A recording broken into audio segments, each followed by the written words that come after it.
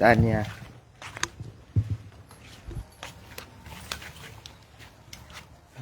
ini con ăn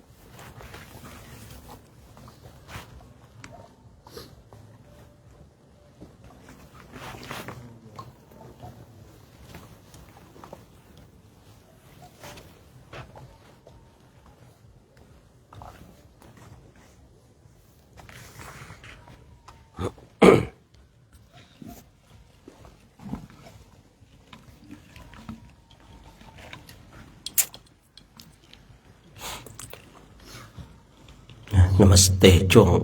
พักเช้าเอ็กโคมันเยอะเกินไปมันเปิดเอ็กโคกันลำโพงนี่มันต้องปิดเปิดคนเดียวนะให้คนไม่รู้นี่มาปิดมาเปิดมันก็ปิดทั้งหมดนะเวลาเปิดมันก็เปิดทั้งหมดนะลำโพงดีบางทีบางคนใช้ไม่เป็นมันเลยไม่ดีนะเหมือนธรรมะเหมือนกันนะ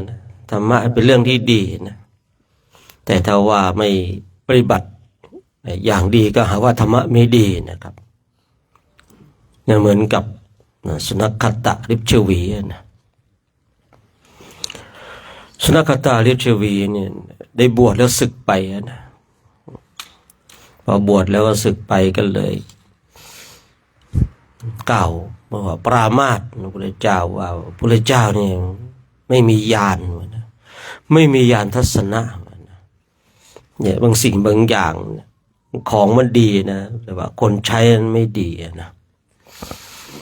อย่างลำโพงเนี่ยซื้อมาตั้งหลายหมื่นนะมาเปิดของลุกเอ็กโคเนี่ยเรียกว่าคนใช้ไม่ดีคนใช้ไม่เป็นคนปิดเปิดไม่เป็นเนี่ยเมื่อคนปิดเปิดไม่เป็นมันก็เลยไอ้ของดีมันเลยไม่ดีนะเนี่ยมันคืนอยู่ในคนใช้เนี่ยมันต้องปิดเปิดเนี่ยรับผิดชอบคนเดียวเนี่ยคนรับผิดชอบมันก็ต้องคอยดูนะแต่ไม่รับผิดชอบก็ทิ้งไว้อย่างนั้นนะเคยทิ้งไว้อย่างนั้นนะถ้าหายก็คนรับผิดชอบก็ต้องรับผิดชอบอย่างเงี้ยนะเหมือนกับนั่งฉันข้าวกันกับพระเดชพระคุณหลวงพ่อเนี่ยนะวันนั้นหลวงพ่ออิ่มนานแล้วนั่งรอพระอุปถากเนี่ยนะหลวงพี่ปิงเห็นจะมาไม่ใช่นะใครหน้าที่รับผิดชอบไปเรียกมานะทำไมต้องแบบนี้นะแต่ว่าโอ้เดี๋ยวองค์นั้นคงไปรับองค์นี้คงไปรับนะเราพอคิดอย่างนี้ปุ๊บนะไปมานะไม่มีใครมารับเนี่ยนะมันอีกคนที่ว่าคอยดูคอยรับบาตรเนี่ยมันต้องมาแล้วต้องคอยมองดูแล้วถ้าองค์นั้นองค์นี้ได้ไหมก็ดีจริงๆก็ได้แต่ว่าพูดถึงความรับผิดชอบนะความรับผิดชอบนี่เป็นสิ่งที่สำคัญเพราะเราเนี่ยความรับผิดชอบนี่มันต้องศึกษาต้องเรียนรู้มันต้องทำความเข้าใจสิ่งดีแต่ถ้าเราปฏิบัติไม่ดีมันก็อาจจะกล่าวว่าไม่ดีนะเช่นที่ยกตัวอย่างนะ สุนัขตะลิบชวีเนี่ยบวชนะครับบวชแล้วศึกไปแล้วก็เที่ยวปรามาสว่าพระพุทธเจ้าเนี่ยไม่มีญาณทัศนะเนี่ยคนบวชเนี่ยนะน่ากลัวกว่าคนที่อยู่นอกพุทธศาสนานะแต่วงเล็บว่าคนบวชนั้นถ้าไม่ได้ศึกษาในหลักธรรมอย่างแท้จริงไม่ได้เข้าใจในคุณแห่งธรรมอย่างแท้จริงน่ากลัวยิ่งกว่าคนที่นับถือนอกศาสนานะผมเองเนี่ยถ้าผมกลัวคนบวชทำลายศาสนาได้มากกว่าคนที่อยู่นอกศาสนาคนที่บวชเนี่ยเขาก็จะอ้างว่าโอ๊ยผมบวชมาแล้วนะผมเรียนมาแล้วผมรู้นะอย่างสุนัขตะลิบชวีเนี่ยเขามาบวชแล้วก็พุทธเจ้าเนี่ยไม่มีญาณทัศนะนะ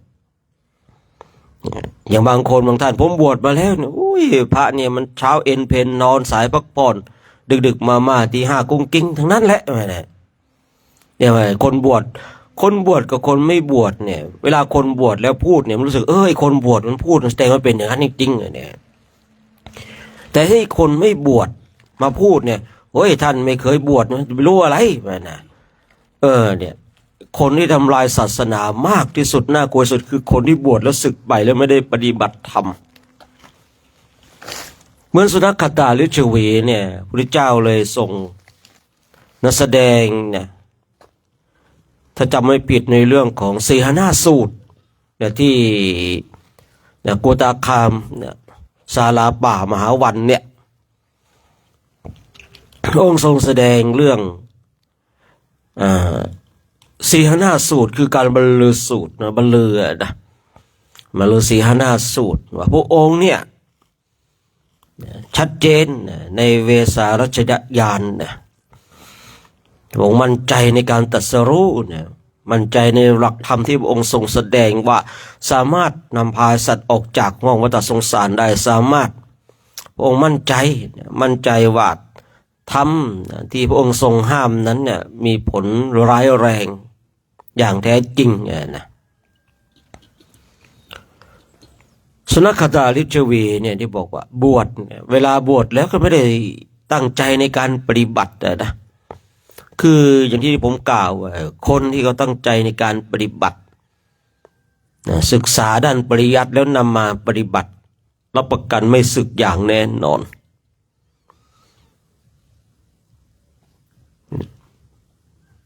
แต่ถ้าว่าศึกษาด้านปริยัติแล้วไม่ได้มาปฏิบัตินะจิตใจมันก็จะน้อมไปสู่ทางโลกมีมากเหลือเกินที่ผมเคยบอกว่าทำไมเนี่ยโดยปกติเนี่ยพระที่ท่านเรียนมหาพระปรริญญาเนี่ยที่จริงนะศึกษาในหลักธรรมขนาดนั้นนะไม่น่าศึกษาลาเพศแล้วเวลาที่เขาถามว่าทำไมท่านศึกมันเป็นกรรม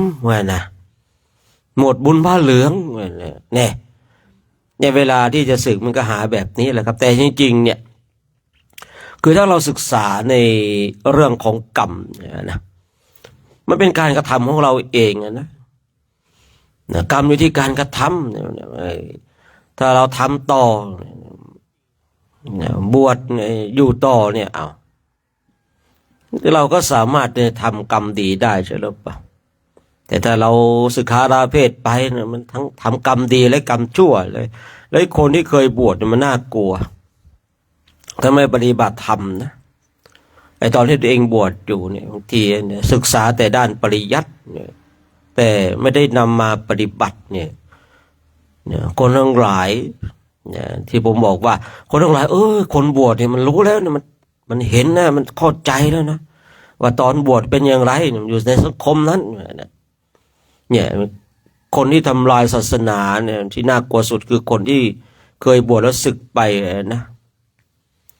แต่ถามว่าคนที่เคยบวชแล้วสึกไปเนี่ยจะทำลายศาสนาทุกคนไหมเปล่านะไม่ใช่ทุกคนนะเนี่ยผมว่าคนที่ศึกษาด้านปริยัติแล้วไม่ได้นำไปปฏิบัติก็เป็นผู้ที่บอกลาสิกขาบท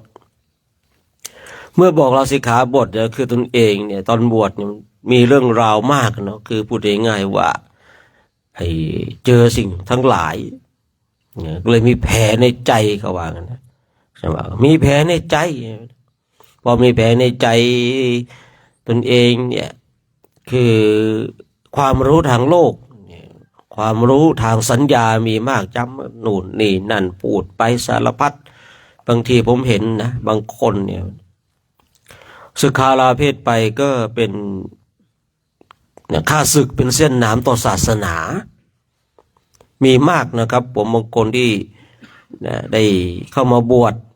แล้วศึกษาลาเพศไปพอศึกไปก็เป็นเส้นหนามเป็นเส้นหนามเป็นฆ่าศึกต่อศาสนาฉะนั้นท่านทั้งหลายนี่เวลาที่เราของเพศนักบวชเช่นนี้เราก็ต้องตั้งใจในการปฏิบัติกันอย่าเป็นดังเช่นสุนัขขัตตะลิบจวีแต่เรื่องนี้อย่างที่ได้กล่าวเกิดขึ้นเนี่ยกุฏอาคารป่ามหาวันเนี่ยพระพุทธเจ้าทรงแสดงอย่างสีหนาสูตรฉะนั้นก็ให้เราเนี่ยตั้งใจในการปฏิบัติกันคนขวายในการฝึกฝนในการอบรมในการบ่มนิสัยมีโอกาสอันโชคดีของเราแล้วที่ได้มาจาริกทุดงประเทศอินเดียและเนปาลได้เห็นได้ยินได้ฟังได้สัมผัสเรื่องราวทั้งหลายที่เกี่ยวกับพระพุทธเจ้าของเราซึ่งพระองค์ก็ทรงได้ย้ำว่าพระองค์เนี่ยคือมีญาณทัศนะเนี่ยเชื่อมั่นในการตรัสรู้เนี่ยการพระองค์ที่พระองค์ตรัสรู้เนี่ยองค์ตรัสรู้เองเข้าใจเองไม่มีครูอาจารย์ธรรมที่พระองค์ทรงแสดงนั้นเนี่ยสามารถนำพาให้สัตว์ออกจากห้วงวัฏสงสารได้พระองค์มีความเชื่อมั่นว่าสิ่งที่พระองค์ทรงห้ามนั้นเป็นโทษอย่างแท้จริงผมชอบมากเลยนะในข้อนี้ว่าสิ่งที่พระองค์ทรงห้ามนั้นเนี่ยพระองค์เชื่อมั่นอย่างแท้จริงเลยไม่เคลือบแคลงสงสัยนะว่าสิ่งที่พระองค์ทรงห้ามเนี่ยจะมีโทษหรือไม่มีโทษแต่พระองค์บอกว่าธรรมที่พระองค์ทรงห้ามนั้นตรงเชื่อมั่นเลยว่ามีโทษอย่างแท้จริงเช่นเนี่ยการล่วงละเมิดสิกขาบทมีโทษอย่างไรเนี่ยการที่เราเนี่ยล่วงสิกขาบทเนี่ยมีผลอย่างไรพระองค์ทรงชี้ชัดเจนเลยว่าธรรมที่พระองค์ทรงห้ามนั้นเนี่ยมีโทษอย่างแท้จริงเลยผมชอบมากเลยนะบางทีก็เนี่ยเราก็คือได้ยินได้ฟังแล้วเนี่ยเราก็ต้องนำไปพิจารณาว่าธรรมที่พระองค์ทรงแสดงว่า ธรรมนี้มีโทษเนี่ยมีโทษอย่างไรเราพิจารณาโดยแยบคายด้วยสติปัญญาอันน้อยนิดพอที่จะยกข้ออัดข้อธรรมทั้งในฝ่ายกุศลและฝ่ายอกุศลมาเนี่ยมาพิจารณาได้ก็เห็นตามความเป็นจริงว่าธรรมที่พระองค์ทรงแสดงเนี่ยธรรมที่ก่อให้เกิดโทษพระองค์มีความเชื่อมั่นว่าสิ่งที่พระองค์ทรงห้ามนี้เนี่ยว่าเธออย่าทำเช่นนี้นะภิกษุทั้งหลายเนี่ยเธออย่าล่วงสิกขาบทนะเนี่ยทรงที่พระองค์ทรงห้ามไว้เนี่ยเป็นโทษอย่างแท้จริงอย่างเราบางทีก็พูดไปแล้วเนี่ยผิดไปนี่ไอ้สิ่งนี้เป็นคุณถ้าหากดันไปแสดงว่าเป็นโทษอย่างเงี้ยนะอย่างพวกเราในบางทีก็ยังผิดบ้างถูกบ้างตามความเป็นปุถุชนเนาะเราอาจจะวันก่อนเนี่ยผมคือเราเคยได้ยินได้ฟังเลยเข้าใจนะว่าก่อนหน้านั้นนะพูดเช่นนี้นะพอช่วงหลังพูดเช่นนี้นะอย่างนี้อันนี้เป็นเรื่องปกติแต่พระพุทธเจ้าของเราเนี่ยองค์ทรงแสดงเนี่ยธรรมที่ก่อให้เกิดโทษเนี่ยองค์มีความเชื่อมั่นว่าสิ่งนั้นเป็นโทษอย่างแท้จริงเนี่ยนะก็ลองไปพิจารณาดูว่าสิ่งที่พระองค์ได้ทรงแสดงเนี่ยเป็นเช่นนั้นไหมเนี่ยถ้าเราเลยพิจารณาโดยแยบคายบางทีเราก็นั่งช่วงภาคเช้าเนี่ยนั่งพิจารณาไปเนี่ย ทำใดเนาะที่เป็นโทษที่พระองค์ทรงสั่งทรงห้ามไว้ไม่ให้เราทำเนี่ยถ้าเราทำแล้วมันจะเกิดโทษอย่างไรผมเชื่อว่าเนาะเราย่อมเคยเห็นคนทั้งหลายที่ผิดพลาดในธรรมทั้งหลายที่พระพุทธเจ้าทรงห้ามผมเชื่อว่าท่านทั้งหลายเนี่ยเคยเห็นเคยพบเคยเจอว่านี่ไงโทษแห่งการที่ล่วงสิกขาบทเนี่ยเกิดโทษอย่างไรเนี่ยแล้วธรรมนี้พระองค์ทรงห้ามไหมเราก็เห็นพิจารณาโดยตัวของเราเองว่าสิ่งนี้พระพุทธเจ้าทรงห้ามก็เลยทำให้เราเนี่ยเข้าใจได้ชัดเจนบางทีผมเองก็ใช้ในการพิจารณาคือธรรมที่ก่อให้เกิดโทษธรรมที่ก่อให้เกิดคุณโดยสติด้วยปัญญาของเราเองโดยสติด้วยปัญญาของเราเองเราก็จะเข้าใจตามสติตามปัญญาตามกำลังปัญญาของเราเพราะว่าพิจารณาหลักธรรมอย่างเดียวกันแต่ว่ามีความเข้าใจที่แตกต่างกันออกไปตามกำลังของปัญญาของบุคคลนั้นธรรมที่พระเจ้าทรงแสดงเนี่ยเรายกขึ้นมาพิจารณาเนี่ยบางทีใช่ว่าเราจะเข้าใจแจ่มแจ้งทุกเรื่องไปที่เราไม่เข้าใจอย่างแจ่มแจ้งเพราะอะไรมันเป็นเรื่องปกติของปุถุชนนะแล้วก็เป็นเรื่องของปัญญาญาณบางทีเนี่ยเราเนี่ยปัญญาในข้อนั้นมันยังไปไม่ถึงมันก็เลยทำให้เราไม่แจ่มแจ้งไม่ชัดเจนแต่เราก็ต้องอาศัยการฝึกฝนการอบรมการบ่มนิสัยอย่างเนี้ยซึ่งการที่เรามาจาริกเช่นนี้ก็เป็นโอกาสอันดีเป็นโชคอันดีเป็นลาภอันประเสริฐของเราที่ผมเคยได้กล่าวไว้ว่าคนทั้งหลายอยากมาแต่ก็ไม่ได้มาแต่คนที่มาแล้วก็เป็นผู้ที่เบื่อหน่ายในการมาเนี่ยอันนี้น่าเสียดายน่าเสียดายโอกาสเพราะอะไรเพราะบางคนเนี่ยอยากจะมาก็ไม่ได้มาเนาะบางคนมาแล้วก็เบื่อหน่ายในการมาไม่อยากจะปฏิบัติโน่นนี่นั่นสารพัดเราอย่าลืมท่านทั้งหลายเบื้องหลังการมาของเราเนี่ยมีคนมากเหลือเกินที่คอยสนับสนุนคอยช่วยเหลือคอยเกื้อกูลเราเนี่ยมองหาเบื้องหลังไม่สำหรับตัวของเราเองไม่ได้นะคือสำหรับบางคนนี่คือมีพื้นฐานในเรื่องของแบบความกตัญญูน้อยคือต้องพูดตามความเป็นจริงว่าบางคนเนี่ยมีพื้นฐานในความกตัญญูน้อยนะพอผมคุยว่าเบื้องหลังในการมาของเราเนี่ยนึกไม่ออกเลยใครบ้างวะอีกมีใครนะมีใครบ้างเนาะมันช่วยเราเนี่ยนะแต่นึกไม่ออกก็นึกถึงพ่อนึกถึงแม่ของเรานะว่าเราไม่ได้มา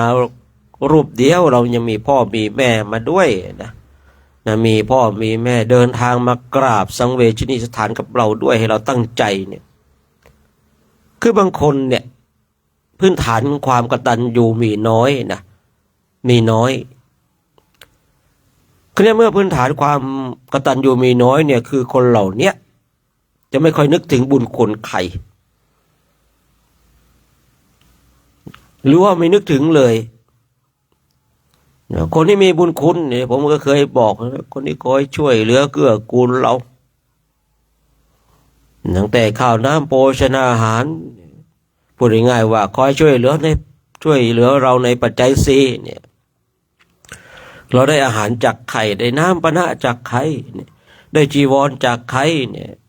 ได้เครื่องนึ่งห่มจากไข่ได้หมวกได้ถุงมือถุงเท้าได้ยารักษาโรคจากไข่เนี่ยก็จากญาติโยมคือเบื้องหลัง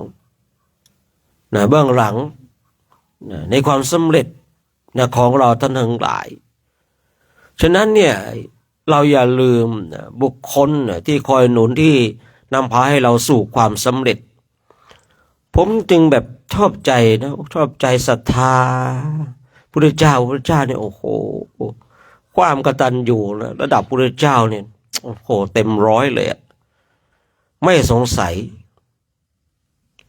ยเลยนะถ้าเราตัดความพระเจ้าออกไปนะก็เป็นบุคคลหนึ่งที่โอ้โหมีความกตัญญูมากเลยนะนึกดูนะแม่เนี่ย ตายไปแล้วคนขวายไปแสดงธรรมบนสวรรค์นู่นนะพ่อเนี่ยยังเป็นปุถุชนอยู่เนี่ยยังแสดงธรรมให้เป็นพระโสดาบันนะพญาติทั้งหลายเนี่ยพญาติทั้งหลายเนี่ยคอยช่วยเหลือเกื้อกูลตอนที่เป็นราชกุมารเนี่ยพระองค์ก็กลับมาโปรดและผู้คนทั้งหลายเนี่ยอย่างพระเจ้าพิมพิสารเนี่ยถวายเนี่ยข้าวมื้อแรกที่พระองค์ทรงออกบวชเนี่ยนะย้อนกลับมาโปรดเนี่ยให้ได้เป็นพระโสดาบันอีกเนี่ยต้นแบบแห่งความกตัญญูกตเวทีจริงๆนะคือบางทีเราศึกษาในพระไตรปิฎกบางทีเราศึกษาว่าจิตเจตสิกเนี่ยนิพพานรูปเนี่ยเรามุ่งตรงจะไปมรรคผลนิพพานกันถูกต้องแล้วดีแล้วชอบแล้วแต่อย่าลืมพื้นฐานความกตัญญูกตเวทีมันจะต้องควบคู่ไปด้วยเนี่ยต้องควบคู่ไปด้วยถ้าเราไม่มีความกตัญญูกตเวทีควบคู่ไปด้วยเนี่ยมันขึ้นที่สูงไม่ได้อย่างที่ผมเคยกล่าวไว้นะชัดเจนทั้งหลายเราต้องมีความกตัญญูเนี่ยเรามากันเนี่ยเราจีวรก็ไม่ใช่ของเราหมวกก็ไม่ใช่ของเราเนี่ยทุกสิ่งทุกอย่างเนี่ยที่ผมเคยบอกว่าได้รับความอุปการะคุณจากญาติโยมจากผู้มีอุปการะคุณเขาไม่ได้ถวายจีวรมาให้เราทำสิ่งที่ไม่ดีเนี่ยเขาไม่ได้ถวายโทรศัพท์เรามาให้ทำสิ่งที่ไม่ดีเนี่ยเขาไม่ได้ถวายนู่นนี่มาให้เราทำสิ่งเขาถวายเรามาเพื่อให้เราทำสิ่งที่ดีๆไอ้การที่เราทำสิ่งที่ดีๆเนี่ยมันคือการตอบแทนผู้มีอุปการะคุณตั้งแต่บิดามารดาจนถึงผู้ที่ถวายข้าวน้ำโภชนาอาหารถวายปัจจัยสี่กับเราเนี่ยคือมีบางคนเนี่ยมีความเข้าใจผิดว่าการที่เราเนี่ยถ้าตอบแทนเนี่ยต้องไปคุยหวานต้องคอยอกเอาใจไม่ใช่นะต้องคอยเรียกแข้งเรียกขาเนี่ยไม่ใช่นะอันนี้คือความเข้าใจผิดการที่เราจะตอบแทนผู้มีพระคุณกับเราคือการเนี่ยสวดมนต์ไหว้พระเนี่ยนั่งมาเพียรภาวนาเนี่ยเดินจาริกธุดงค์เนี่ยนะเดินไปกำหนดไปภาคเพียรภาวนาไปเนี่ยผู้มีอุปการะคุณย่อมได้พลังแห่งบุญที่เราได้กระทำอย่างแท้จริงในการที่เราไปพนอไปคุยกลัวโยมอุปถากของเราจะเปลี่ยนไปอุปถากคนอื่นนั่นมันจะเข้าข่ายประจบสพแล้วเนี่ยเดี๋ยวบัตรมันก็จะมาอีกเนาะมาไม่พอบัตรมาพอมาด้วยบัตรเลยนะเนี่ยการประจบสพเนี่ยคฤหัสถ์เนี่ยนะโอ้โหไอ้คำนี้มันน่ากลัวนะเนี่ยน่ากลัวมากเลยฉะนั้นความกตัญญูกตเวทีมันต้องมีเดี๋ยวเราเป็นพระแล้วเนี่ยมันต้องศึกษาเรื่องจิตอย่างเดียวนะถ้าใช้คำว่าศึกษาเรื่องจิตอย่างเดียวนี่มันก็คงจะผิดพลาดไปเนาะคือเราต้องศึกษาหลายๆอย่างแต่พื้นฐานความกตัญญูกตเวทีเป็นสิ่งที่สำคัญอย่างสุนัขตาลิชวีนั้นเนี่ยได้เข้ามาบวชในพุทธศาสนาแล้วเนี่ยเคยอาศัยข้าวน้ำโภชนาอาหารเนื่องด้วยศาสนาแล้วสุนัขตาลิชวีเนี่ยนะคือเคยได้เข้ามาบวชได้เคยอาศัยได้เคยนุ่งห่มผ้ากาสายะเคยได้ฉันข้าวด้วยแรงศรัทธาของคนทั้งหลายแต่พอศึกษาลาเพศไปก็ไปปรามาสพุทธเจ้านะว่าพระเจ้าไม่มีญาณทัศนะเนี่ยเราลองคิดดูนะว่าคนอกตัญญูเคยอาศัยร่มเงาแห่งต้นไม้วันหนึ่งพอตนเองหายเหนื่อยแล้วหายร้อนแล้วก็โค่นต้นไม้ทิ้งเดียวเนี่ยเหมือนกันเนี่ยที่เขาบอกนะว่าอาศัยร่มไม้ใดอย่าไปทำลายร่มไม้นั้นอย่างสุนัขตาลิชวีเนี่ยเคยอาศัยภากาสายะอาศัยก้อนข้าวจากแรงศรัทธาของคนทั้งหลายแต่พอวันหนึ่งตนเองได้ศึกษาลาเพศไปก็โอ้เต็มที่เลยเนาะ ปรามาสพระพุทธเจ้านะคือคนที่ปรามาสพระพุทธเจ้าได้เนี่ยไม่ต้องไปกล่าวถึงว่าเขาจะปรามาสพระธรรมและปรามาสพระสงฆ์ไหมไม่เหลือนะไม่เหลือขนาดพระพุทธเจ้ายังปรามาสได้เนาะธรรมที่พระพุทธเจ้าทรงแสดงและทรงสาวกที่เดินตามพระพุทธเจ้าทำไมจะไม่ถูกปรามาสเนี่ยคนนี้เราเนี่ยคือผมก็ไม่รู้นะว่าท่านทั้งหลายนี่จะมอบกายถวายชีวิตกับศาสนานี้มากน้อยขนาดไหนถ้าเรามอบกายถวายชีวิตกับศาสนานี้เนี่ยถ้าเราตั้งอยู่ในความกตัญญูกตเวทีเราย่อมเป็นผู้เดินในเส้นทางนี้อย่างอาจหาญอย่างแก้วกล้าไม่เคอะเขินไม่เก้อเขินถ้าเรามีความกตัญญูนะแต่ถ้าเราเนี่ยอยู่ในเส้นทางนี้เดี๋ยวเราจะเข้าสู่ที่ประชุมแบบเคอะเขินเราจะไม่แก้วกล้าเราจะนู่นนี่นั่นสารพัดสารเพนะเพราะว่าที่ผมกล่าวไว้เมื่อสักครู่นี้ว่าผมก็ไม่แน่ใจว่าท่านทั้งหลายเนี่ยมอบกายถวายชีวิตหรือเปล่าแต่ว่าณเวลานี้เนี่ยเรายังอาศัยบารมีธรรมของพุทธเจ้าเนาะได้อาศัยจีวรได้อาศัยหมวกได้อาศัยก้อนข้าวจากแรงศรัทธาของคนทั้งหลายเนี่ยความกตัญญูกตเวทีจึงจำเป็นต้องมาศึกษากันจึงจะเป็นต้องมาเรียนรู้กันถ้าเราเนี่ยไม่ไหวแล้วอยู่ไม่ได้แล้วในความเป็นพระเนี่ยบอกคือลาสิกขาบทดีกว่าเราเนี่ยเคยอาศัยนี่ว่าอาศัยจีวรอาศัยร่มเงาของศาสนาเนี่ยอาศัยก้อนข้าวจากแรงศรัทธาของคนทั้งหลายเนี่ยเราอย่าไปเป็นดังเช่นสุนัขขตะริบชวีแต่ถ้าเราเป็นดังเช่นสุนัขขตะริบชวีนี่เรานั่นแหละจะเข้าสู่ที่ประชุมชมก็เคอะเขินบัณฑิตทั้งหลายไม่ยกย่องแต่คนพาลจะยกย่องเนี่ยดูเถิดนะเราสังเกตดูคนที่บวชแล้วเนี่ยศึกไปนะแล้วมาปรามาสไปตำหนิติเตียนพระสงฆ์องค์เจ้านะปราชญ์บัณฑิตทั้งหลายเนี่ยก็จะไม่โอ้แต่ก็จะมีคนยกย่องนะมันต้องแบบนี้แหละมานะคนพาลจะยกย่องคนพาลปราชญ์จะไม่ยกย่องคนพาลคนพาลจะกลัวปราชญ์กลัวบัณฑิตปราชญ์บัณฑิตก็ได้ยกย่องปราชญ์บัณฑิตปราชญ์บัณฑิตนั้นจะไม่ยกย่องคนพาลแต่คนพาลกับคนพาลมันได้ยกย่องกันเอง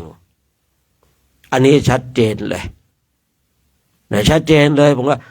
เขาก็มีคนสนับสนุนเขาคนมีคนศรัทธานะเวลาที่ผมเห็น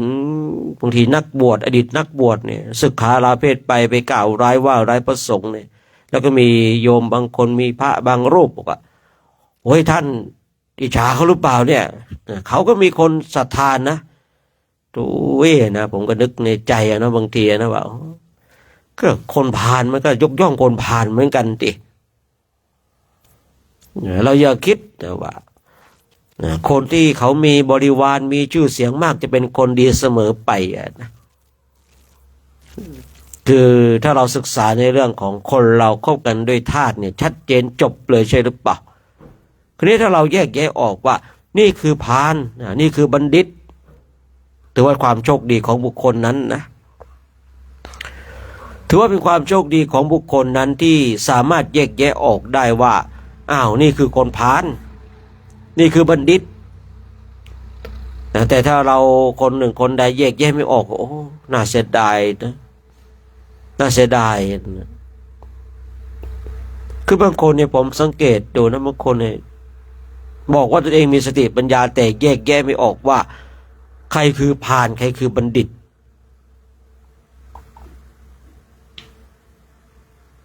ใครชมเราเพื่อหวังประโยชน์ใครด่าเราเพื่อให้เราได้ประโยชน์บางคนเนี่ยแยกแยะไม่ออกนะครับผม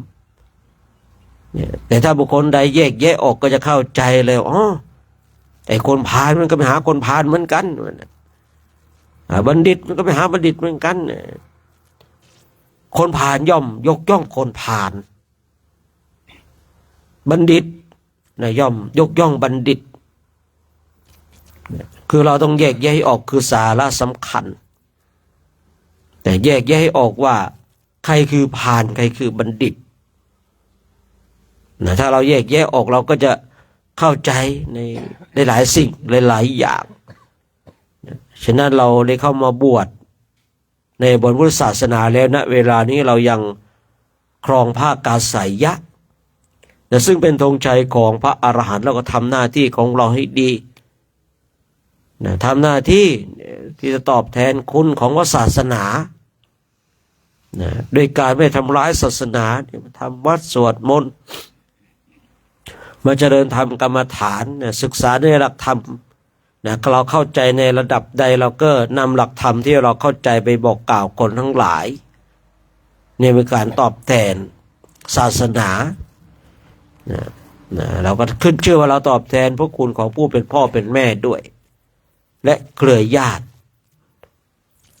ขึ้นชื่อว่าเราเนี่ยได้ตอบแทนผู้มีอุปการะคุณได้ถวายข้าวน้ำโภชนาอาหารกับเราที่ผมบอกว่าเบื้องหลังในความสำเร็จของเราเนี่ยมีมากเหลือเกินแต่ถ้าว่าเรานึกไม่ถึงนึกไม่ออกเลยว่าใครเป็นเบื้องหลังเราบ้างเนี่ยโอ้โหตายแล้วจบข่าวเลยนะเป็นพระเราเนี่ย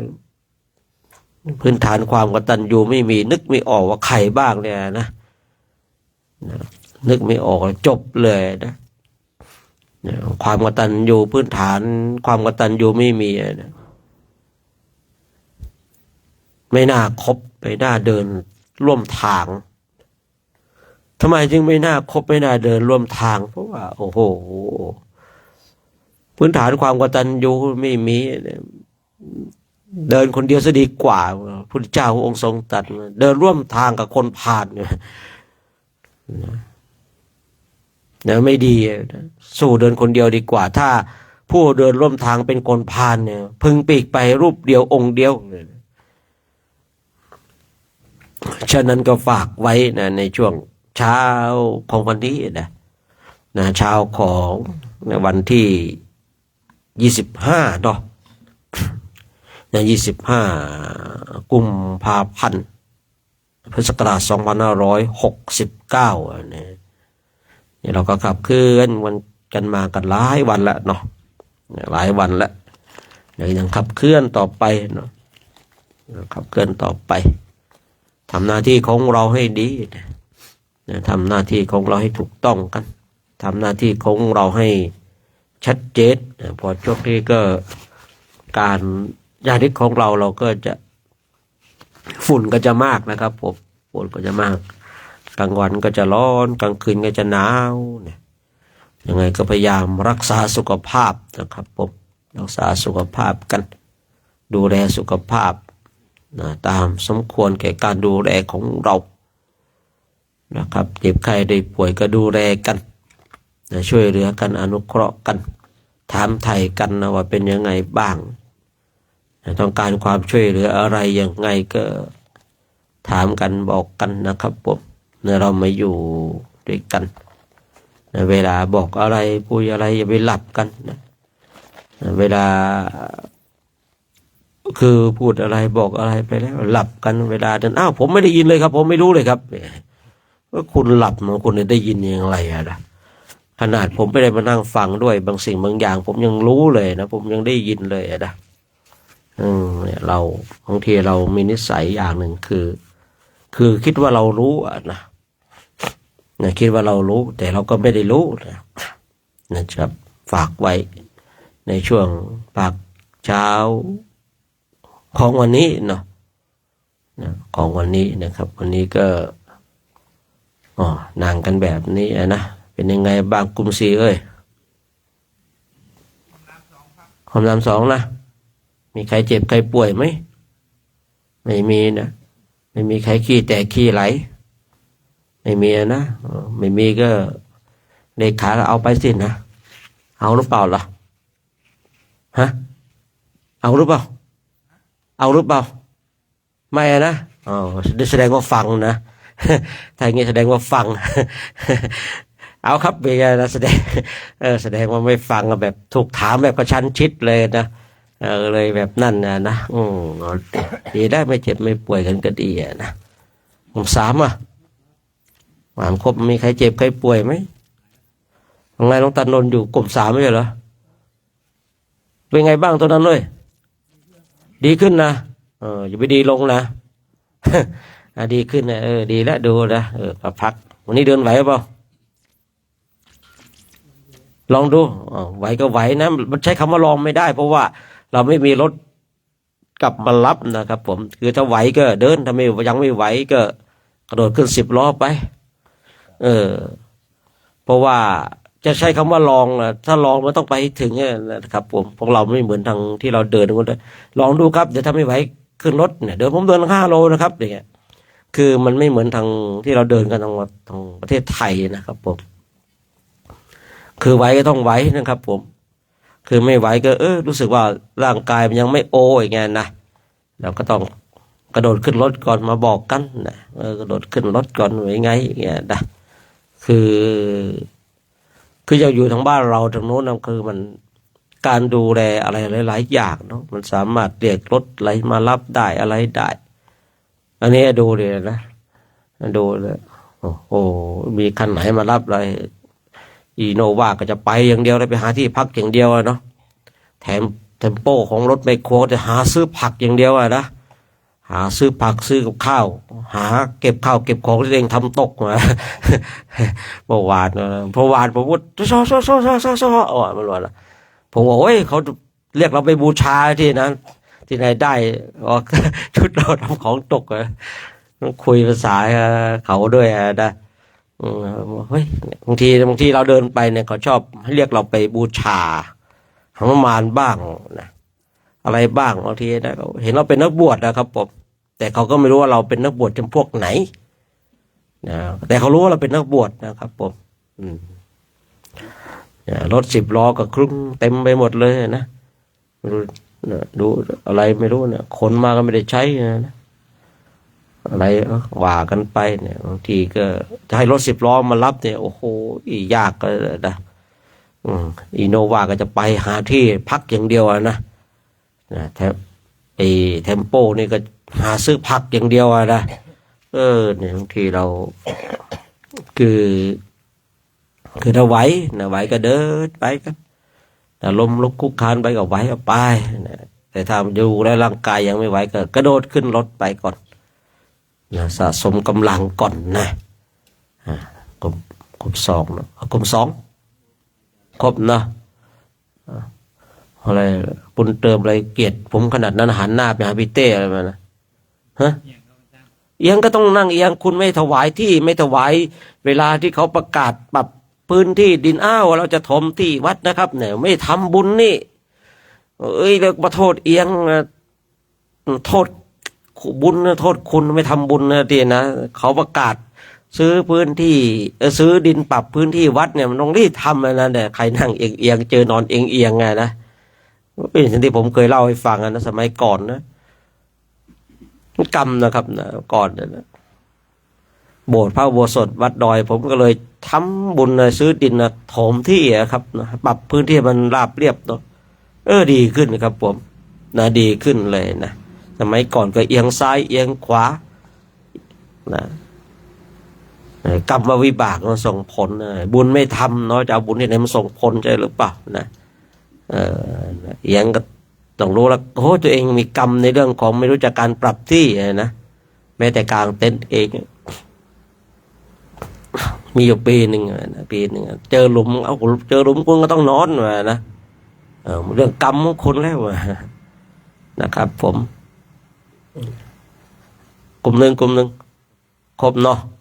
ครบนะมีใครขาดใครหายโอ้นี่มาครบหมดเลยเนาะโอ้โมทนานะบ่งบอกร่างกายเราเข้มแข็งกันส่วนมากนะ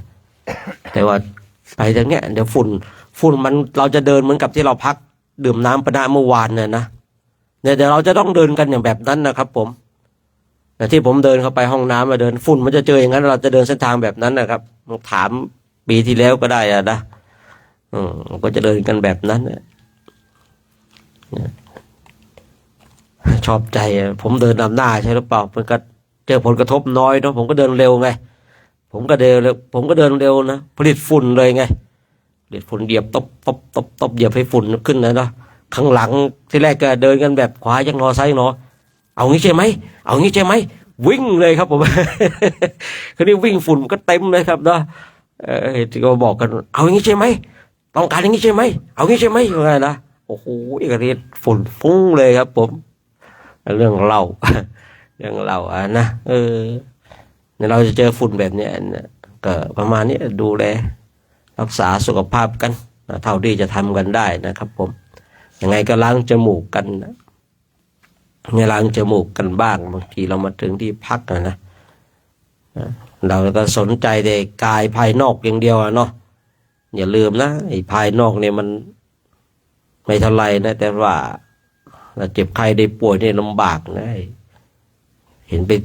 เบิกนะสลิงกันนะนี่ก็เกลือล้างจมูกกันแล้วนะให้ก็ล้างกันบ้างก็ดีนะครับผมล้างกันบ้างก็ดีเอาละเนาะครบแล้วเดี๋ยวเราก็จะได้ทำวัดสวดมนต์กันได้จะเดินทำกรรมฐานกันฮะใครจะนำวันนี้ฮะได้แล้วเหรอในใจนะในใจก็เอาในใจก็เอานะจะทำวัดสวดมนต์จะเดินทำกรรมฐานกันนะช่วงภาคเช้าของวันนี้นะฉันเข้าอิ่มก็จะได้ไปต่ออีกแล้วเนาะฉันเข้าอิ่มก็จะได้ไปต่อแล้วนะจะเดินทางนะมุ่งหน้าสู่เกสริยาเนี่ยหรือว่าเกสเรียนะแล้วก็มุ่งหน้าก็สู่กุสินาคานะทางนี้เขาเรียกกุสินาคานะไม่ใช่กุสินารานะครับผมนะ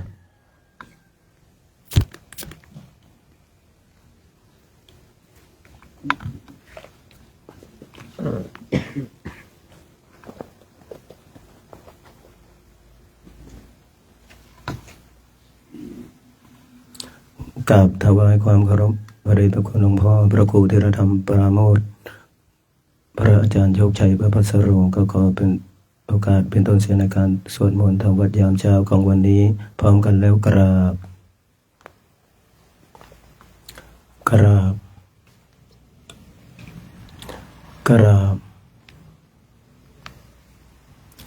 โยโสภะคะวะอะระหังสัมมาสัมพุทโธสวากขาโตเยนะภะคะวะตาธัมโมสุปฏิปันโนยัสสะภะคะวะโตสาวกสังโฆตัมมยังภะคะวันตังสัทธัมมังสังฆังอิเมหิสการเรหิยะทาระหังอาโรปิเตหิอภิปูชยามะสาธุโนพันเตภะคะวะสุจิระปรินิพพุตโตปิปัจฉิมาชนะตานุกัมปมานัสสะอิเมสการเรทุขันตปันนาการะภูเตปฏิคันหาตุอัมหากังทิครตังหิตายะสุขายะอะระหังสัมมาสัมพุทโธภะคะวาพุทธังภะคะวันตังอภิวาเทมิกราบสวากขาโตภะคะวะตาธัมโม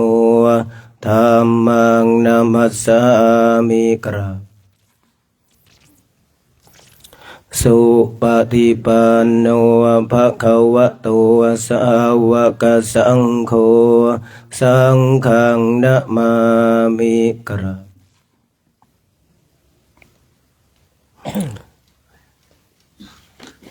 หันธรรมยังพุทธัสสะภะคะวะโตปุพพาคณมการังกโรมัสเสนะโมตัสสะภะคะวะโตอะระหะโตสัมมาสัมพุทธัสสะ นะโมตัสสะภะคะวะโตอะระหะโตสัมมาสัมพุทธัสสะนะโมตัสสะภะคะวะโตอะระหะโตสัมมาสัมพุทธัสสะหันธมยังพุทธาภิทุติงกโรมาเสโยโสตถาคโตอะระหังสัมมาสัมพุทโธวิชชาจารณะสัมปันโนสุขโตโลกวิทูอนุตตรปุริสธรรมสารทิสัทธาเทวมนุสานังพุทโธภควาโยอิมังโลกังสะเทวกังสัมมาระกังสัพพะมะกังสัสสมณพระมณิงปัจจังสันเทวมนุษย์สังสยังอภิญญาสัจจิกาตวะปเวเทสิโยธรรมังเทเสสิอาทิกัลยาณังมัจเจกัลยาณังปริโยสานกัลยาณังสัทธังสัพยัญชนะเกวะละปริปุณณปริสุทธังพระมจริยังปกาเสสิตมหังภะคะวันตังอภิปูชยามิตมหังภะคะวันตังศิรสานะมามิครับหันธมยังธรรมาภิทุติงกโรมาเสโยโสสวากขาโตภะคะวะตาธัมโมสันทิฏฐิโกอากาลิโกเอหิปัสสิโกโอปานายิโกปัจจตังเวทิตาโพวินโยหิตมหังธัมมังอภิปูชยามิตมหังธัมมังศิรสานะมามิกราหันธมยังสังฆาภิทุติงกโรมาเสโยโสสุปฏิปันโนภะคะวะโตสาวกสังโฆอุชุปฏิปันโนภะคะวะโตสาวกสังโฆยายะปฏิปันโนภะคะวะโตสาวกสังโฆสามีจิปฏิปันโนภะคะวะโตสาวกสังโฆยะทิทังจัตตาริปุริสยุคานิอาทาปุริสปุคลาเอสะภะคะวะโตสาวกสังโฆอาหุนายโยปาหุนายโยทักขินายโยอัญชลีกรณิโยอนุตตรังปุญญเขตังโลกัสสะตมหังสังฆังอภิปูชยามิตมหังสังฆังศิรสานะมามิกราบ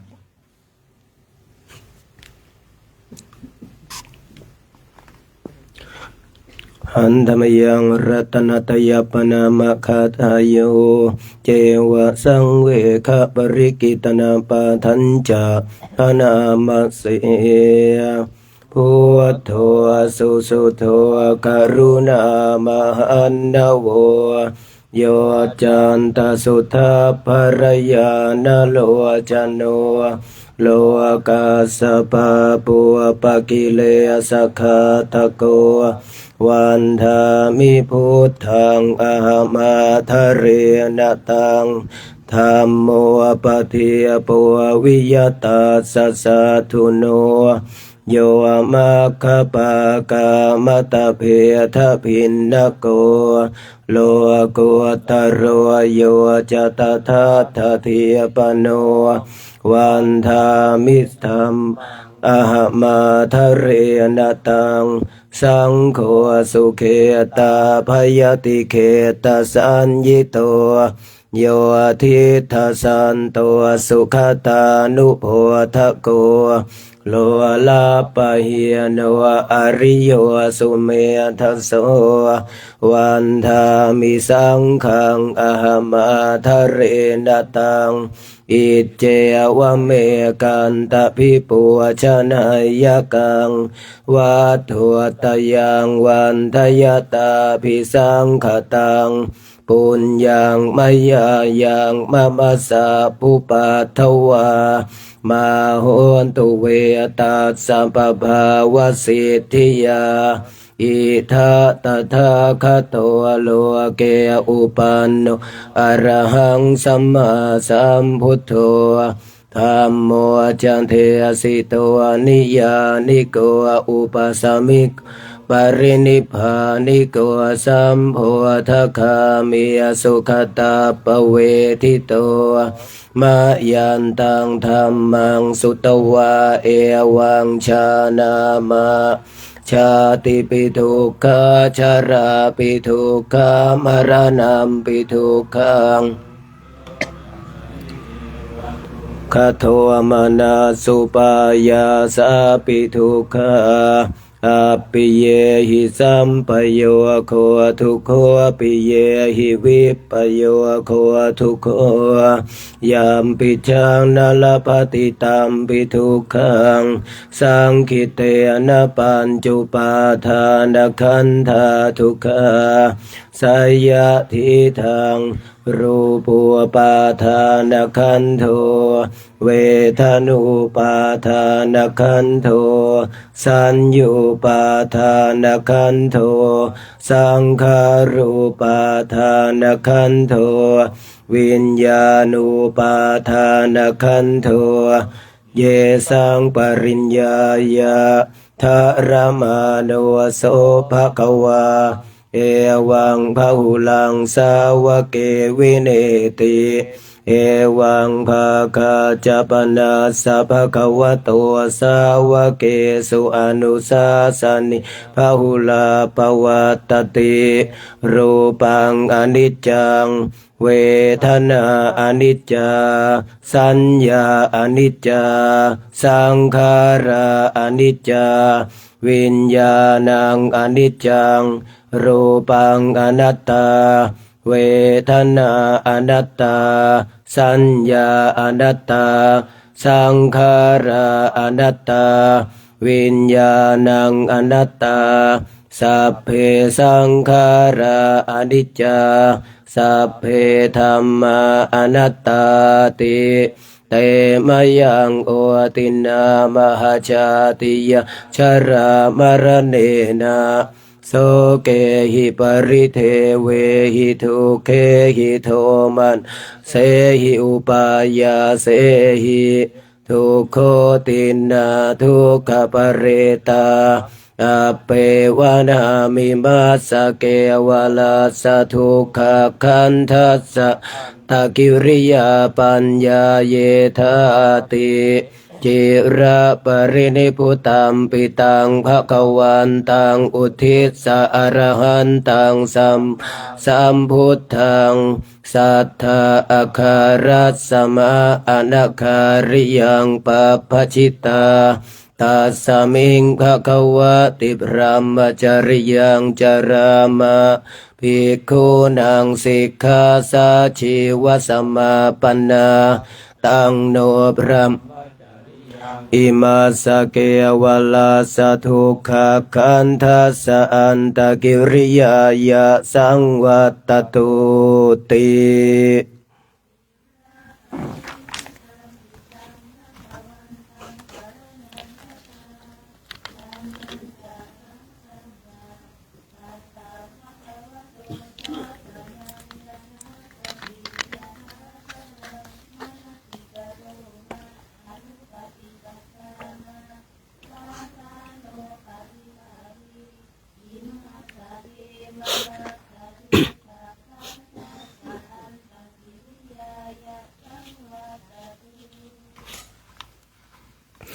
หันธรรมยังธาตุปฏิกุลปัจเจเวคขณาปัฏฐังพนามเสยะธาปัจจยังปวัตตมานังธาตุมาตเมเวทยะทิทังจีวรังตทุปพุญชโกจัมปุคันธาตุมาตโกนิสันโตนิเชวสุญโยสัพพานิปานาอิมานิจีวรานิอาชิคุชานิยานิอิมังปุนติกายังปัตตวะอาติวิยาชิคุชานิยานิชายันติยัตปัจจยังปวัตตมานังธาตุมาตเมเวตังยะทิปินทปะโตตทุปพุญชโกจะปุคาโลธาตุมาตโกนิสันโตนิเชียวสุญโยสัพโพปนายังปินทปะโตอาชิโกชานิโยอิมังปุติกายังปัตตวะอาติวิยะชิโกชานิโยชายันติยถาปัจจยังปวัตตมานธาตุมาตเมเวตังยะทิทังคิดเสนาสานังตทุปพุญชโกจะปุคันธาตุมาตโกนิสันโตนิเชียวสุญโยสัพพานิปานาอิมานิเสนาสานานิอาจิกชานิยานิอิมังปุติกายังปันตวะอาติวิยาชิคุจันนิชายันติยถาปัจจยังปวัตตมานังธาตุมาตเมเวตยะทิทังคิลานปัจจยะเพสะชะปริคารุตทุปพุญชโกจะปุคโลธาตุมาตตนิเชยวสุญโยสัพโพปนายังคิลานปัจจยะเพสะชะปริคารุอาชิโกชานิโยอิมังปุติกายปัตตวะอาติวิยาชิโกชานิโยชายติเปิดมนต์วิธีไปหน้า86วันนี้เราจะสาธยายพระธรรมจักรกับปวัตตนสูตร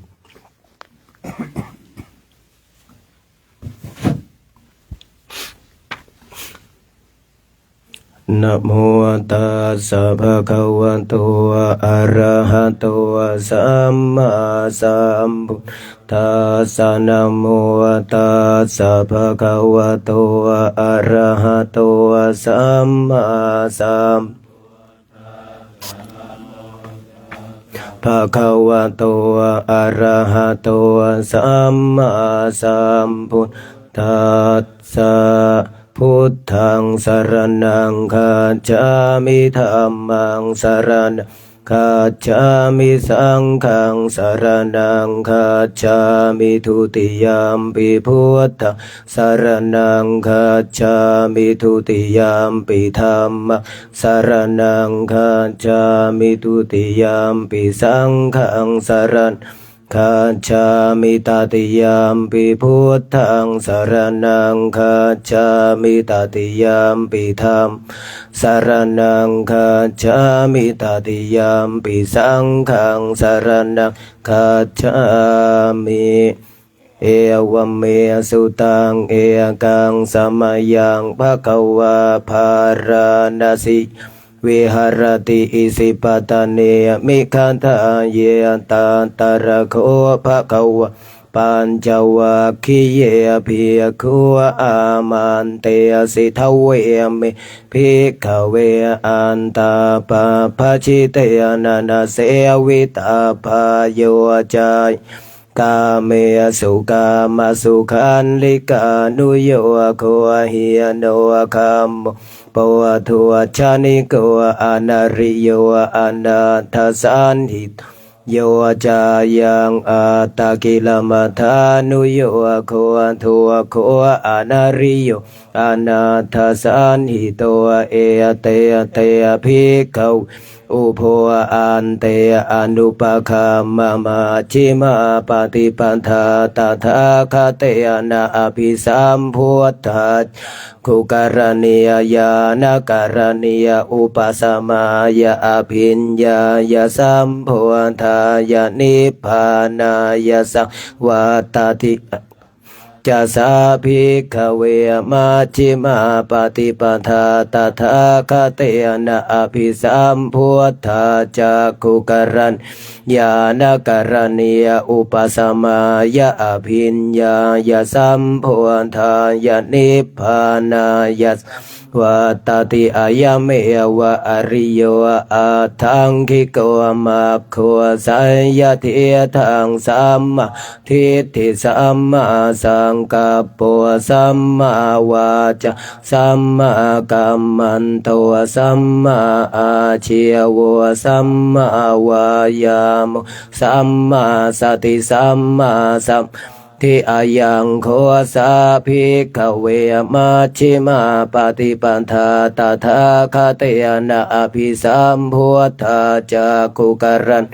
ญาณการณียอุปสมายะอภิญญายะสัมโพธายะนิพพานายะวัตติอิทังโคปนะภิกขเวทุกขังอริยสัจจังชาติปิทุกขาชาราปิทุกขามรณะปิทุกขังโสกปริตวัทุกขโทมานาสุปายาสาปิทุกขาปิเยหิสัมปโยโคทุกโคปิเยหิวิปโยโคทุกโคยามปิชังนาลภติตามปิสังคิเตนะปัญจุปาทานขันธาทุกอิทังโคปานาภิกขเวทุกขสมุทัยโยอริยสัจจังญายะตัณหาปวโนภวิกานันทิราคสหคตาตาตระตาตระพินันทิสายทิทังกามตัณหาภวตัณหาวิภวตันอิทังโคปานาภิกขเวทุกขนิโรธอริยสัจจังโยตัสสะเยวตัณหาสวิราคานิโรธจาโคปฏินิสสะโคมุติอนาลโยอิทังโคปานาขเวทุกขนิโรธคามินิยปฏิปทาอริยสัจจอายะเมวะอริโยอาทังคิโกมัคโคสัยยะทิฏสัมมาทิฏฐิสัมมาสังกัปปะสัมมาวาจาสัมมากัมมันโตสัมมาอาชีวะสัมมาวายามสัมมาสติสัมมาสมาธิอิทังทุกขังอริยสัจจันติม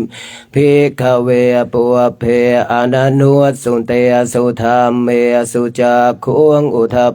ทิยานังอุทปาทิปัญญาอุทปาทิวิชชาอุทปาทิอาโลโกอุทปตังโคปานิทังทุกขังอริยสัจจังปริญญายันติเมภิกขว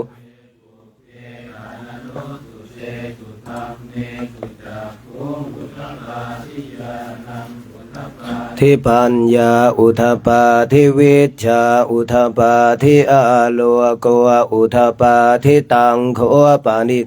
ทุกขังอริยสัจจังปริญญาตันติเมภิกขเวปุเพอนันอุสุเตสุ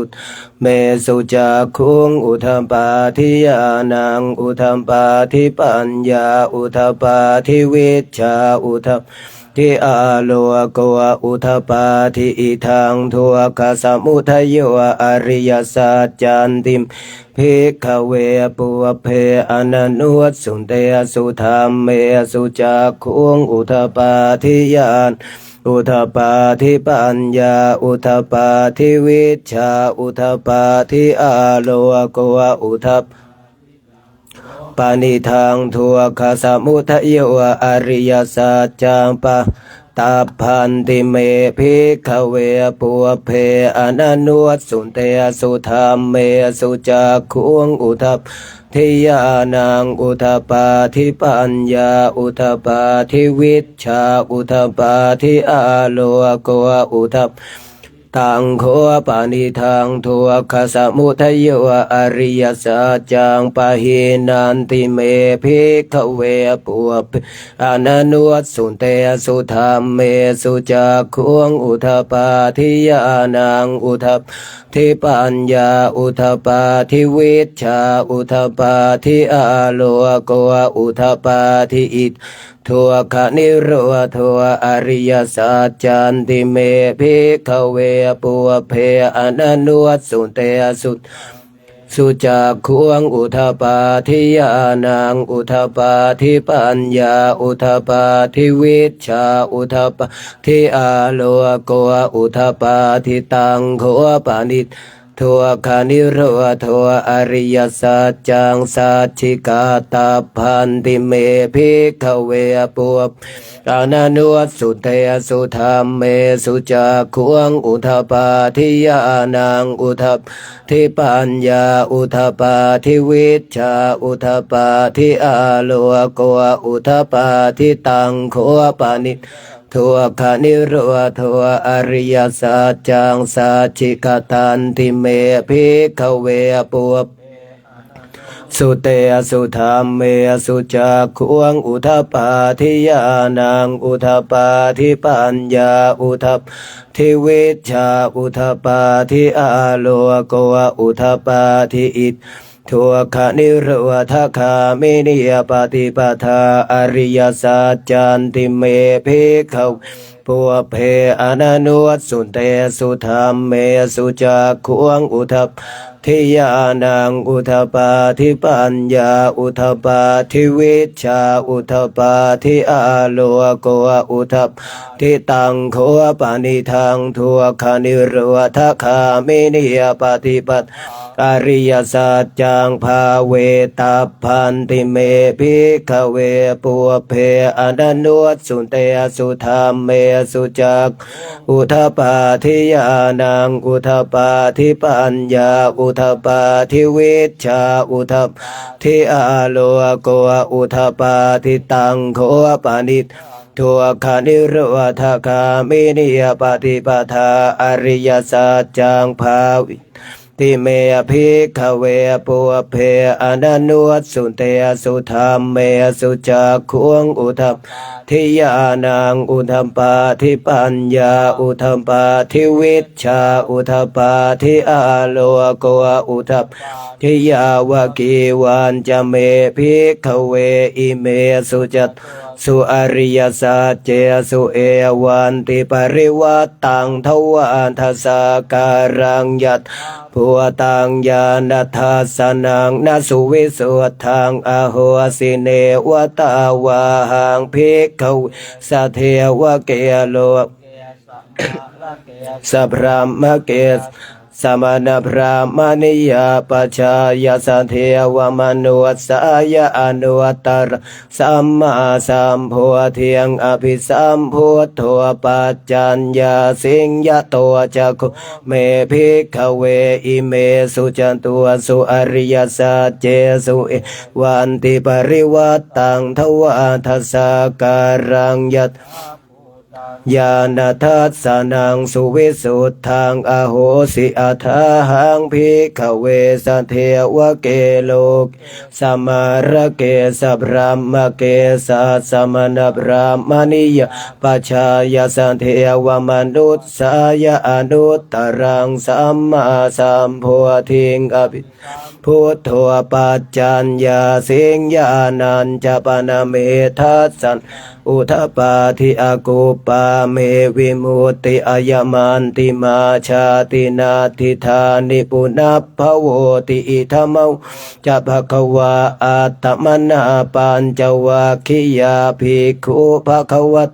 ภาสิตังอภินันทุงอิมาสัมอินจะปนวายากรณาสัมมิพัญญมาเนอายัตสมันโตโกนทัญญาสวิรชังเวียตมัลธรรมจักขุงอุทปาทิยังกินจิสมุทยธรรมังสัพพันตังนิทัธรรมันติภวัตติเตจะภควตาธรรมจักเกภุมเทวาสัทธมนุสาเวสุงเอตัมภควตาภารณสิยังอิสิปตเนมิคทายอนุตตรังธรรมจักกังปวัตติตังอปติวัตติสมณเณนวะพรามเณนวะเทเวนวะมาเรนวะพรหมุนาวะเกณจิวาโลกัสสมินติภูมานังเทวานะสัทธังสุตวาจาตุมมหาราชิกาเทวาสัทธมนุสสาเวจาตุมมหาราชิกานังเทวาสัทธังสุตวาตาวติงสาเทวสัทธมนุสสาเวสุงตาวติงสานังเทวานสัทธังสุตวายามาเทวาสัทธมนุสสาเวยามานังเทวานังสัทธังสุตวตุสิตาเทวาสัทธมนุสสาเวสุงตุสิตเทวานังสัทธังสุตวะนิมมานรติเทวาสัทธมนุสสาเวนิมมานรตินังเทวานังสัทธังสุตวะปารานิมมิตวสวัตติเทวาสัทธมนุสสาเวปารานิมมิตวสวัตตินังเทวานังสัทธังสุตวพระมปริสัชชาเทวาสัทธมนุสสาเวพระมปริสัชชานังเทวาสัทธังสุตวะพระมปโรหิตาเทวาสัทธมันพระมปโรหิตานังเทวานังสัทธังสุตวะมหาพระมเท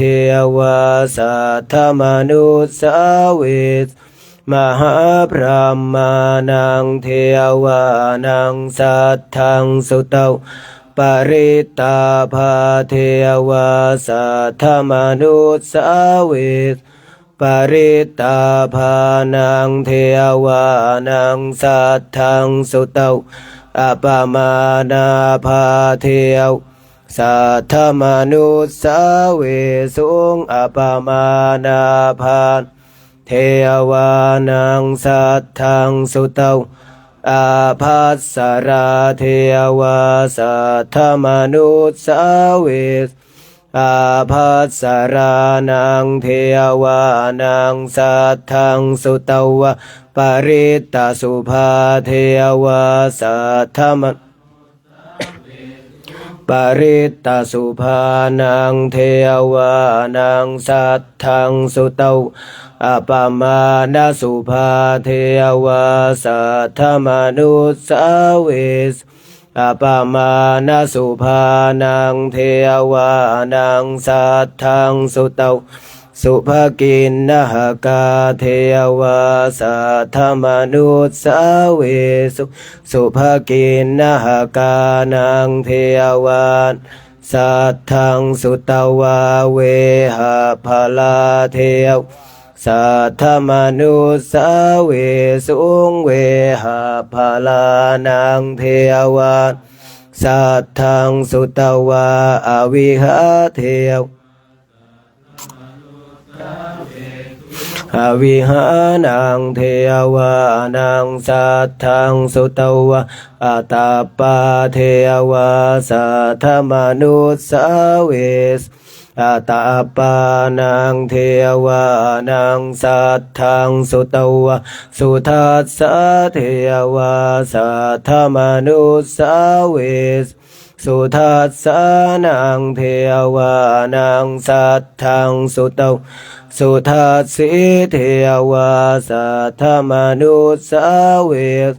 สุทัสสินังเทวานังสัทธังสุตวอากานิทกาเทวาสัทธมนุสสาเวสเอตัมภะคะวะตาภาราณสิยังอิสิปตานิมิคทาเยอนุตตรังธรรมจักกะปวัตติตังอาปติวัตติยังสมณเณนะพระมเณนวะเทเวนวะมาเรนวพระมุนาวาเกนะจิวาโลกาสมินติอิติหัตเตนะคะเนนะเตนะมุหัวเตนะยาวะพระมัตสัทโธอาภุคาชิอายัญจะทัสสะหัสสิโลกาธาตุกัมปิสัมปะกัมปิสัมปะเวทิอาปมาโนจะโอลาโลโอภาสโลเกปาตุระโหสิอติกามเมวะเทวานังเทวานุภาวังอัฏฐโกภะคะวาอุทานังอุทาเนสิอัญญาสิวัตถโกนทันโยอัญญาสิวัตโพโกนทันโยติอิติหิทะอายัสสมะโตโกนทันยัสสะอัญญาโกนทันโยตเววนามังอาโหสิติหน้า31เมตตายาภิกขเวเจ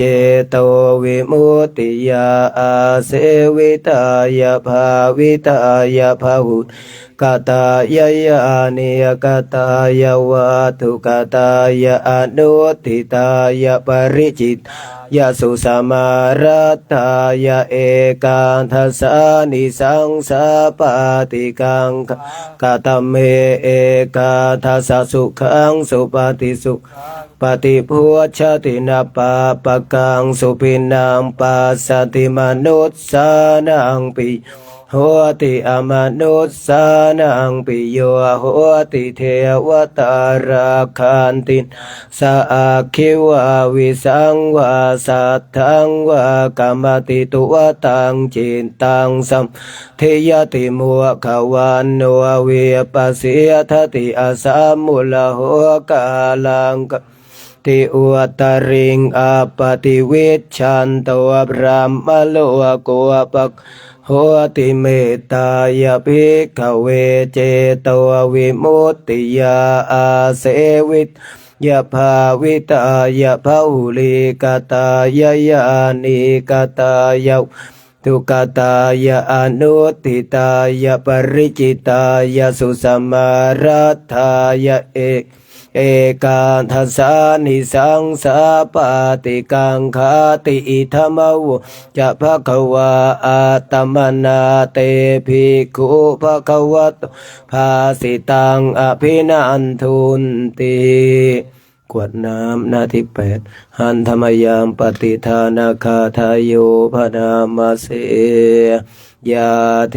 วตาสันติวิหารวาสินีทุเปคะเรโพธิคะเรตหิงตหิงตาธรรมทาเนนะภวันตุปุชิตาโสทิงกรวนเตทวิหารมันดเรเทราจมัจฉานวกาจะภิกขโวสารามิกาธานปฏิอุปาสกา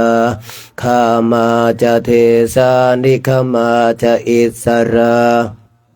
ปานาภูตาสุตาภวันตุเว ชะลาพุชาเยปิจาอันดะสัมภวาสังเสทชาตาอัทโวปปาติกานิยานิกังธรรมวรังปฏิจจเตสัพเพปิทุกขาสักรุนตุสังขยังทาตุจิรังสตังธรรมโมธรรมัทธราชปุคลาสังโฆโหตุสมัคโควะอาทายะจหิตายะจาอัมเหระคตุสัทธัมโมสัพเพปิธรรมจาริโนวุถิงสัมปะปุณายามธรรมอริยปเวทิเตปัสสนาโหนตุสัพเพปิปานิโนพุทธศาสเนสัมมาทารังปเวชันโตกาเลเทวปวัสสันตุวุธิภาวายสัตตานังสมิทธังเนตุเมทะนิงมาตาปิตาจะตระชังนิจจังรักขันติเอวังธรรมเมนราชานุปัจจังรักขันตุสัพพทากล่าวคำรัตนาพระกรรมฐานหนังสือวัดดอยเทียมนิมิตรหน้า97พุทธาราธนานังธรรมาราธนานังสังฆาราธนานังอัปปมาโนพุทโธอัปปมาโนธัมโมอัปปมาโนสังโฆนะโมพุทธายะนะโมธัมมายะนะโมสังฆายะพุทโธเมนะโธธัมโมเมนะโธสังโฆเมนะโธพุทธบูชาธัมมบูชาสังฆบูชานิพพานปัจจโยโหตุ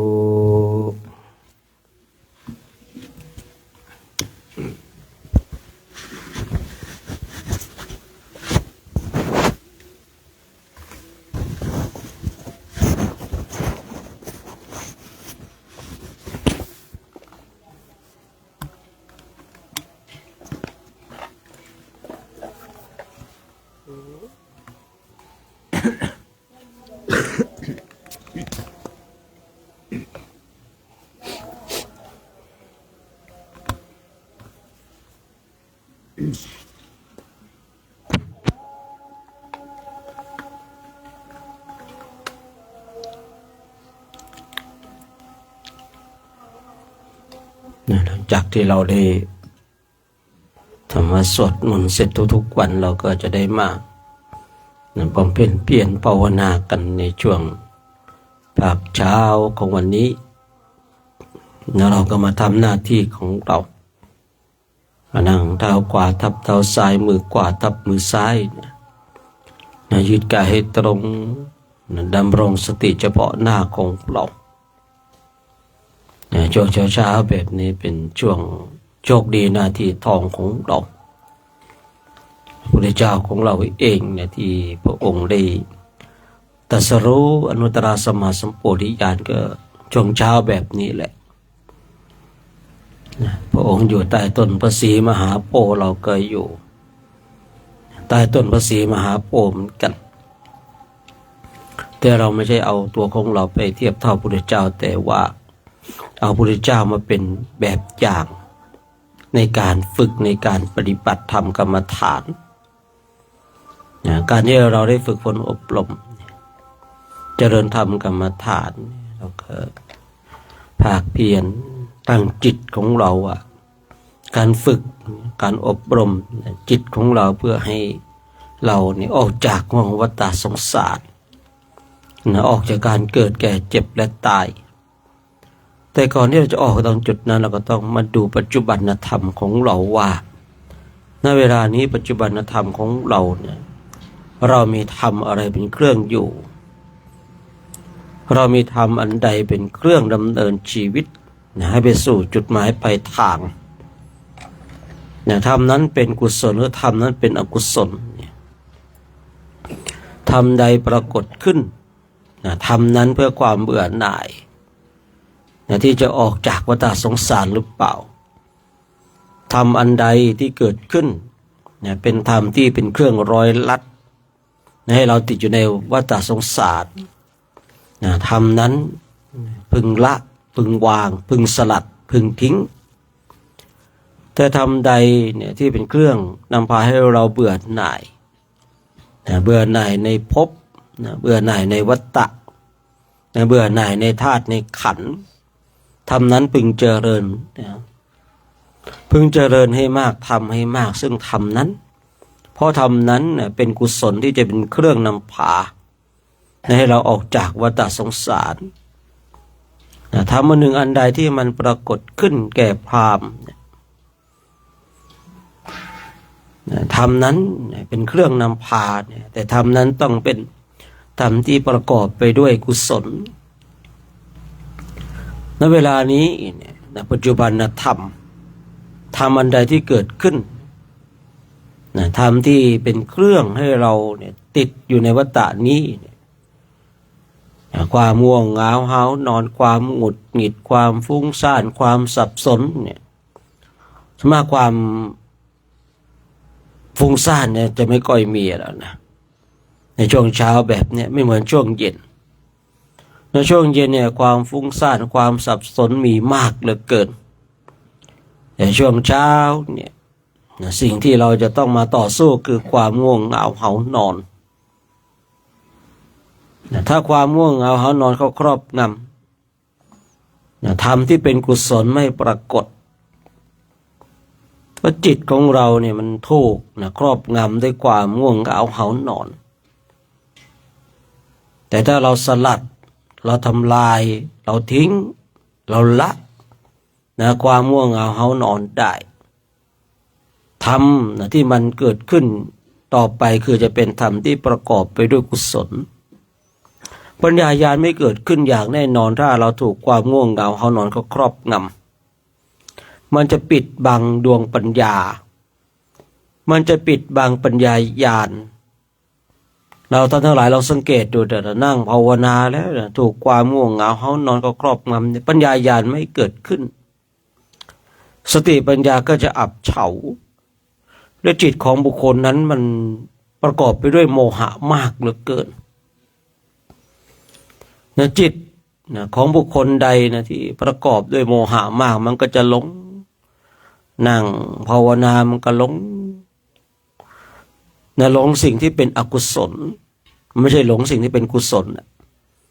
คนเราหลงสิ่งที่เป็นกุศลยังดีกว่าหลงสิ่งที่เป็นอกุศลอย่างเรามาบวชกันบางคนบางท่านว่าพวกท่านพวกคุณยังหนุ่มยังสาวยังไม่แก่ชราเรื่องของการบวชเป็นเรื่องของคนแก่ชราเท่านั้นพวกท่านหลงในการบวชสมมติมีคนว่าเช่นนี้เราก็ต้องคิดในใจของเราเองว่าเราหลงในกุศลดีกว่าเราหลงในอกุศลชีวิตของเราถ้าเราหลงในกุศลเราก็ยังสร้างสิ่งที่เป็นกุศล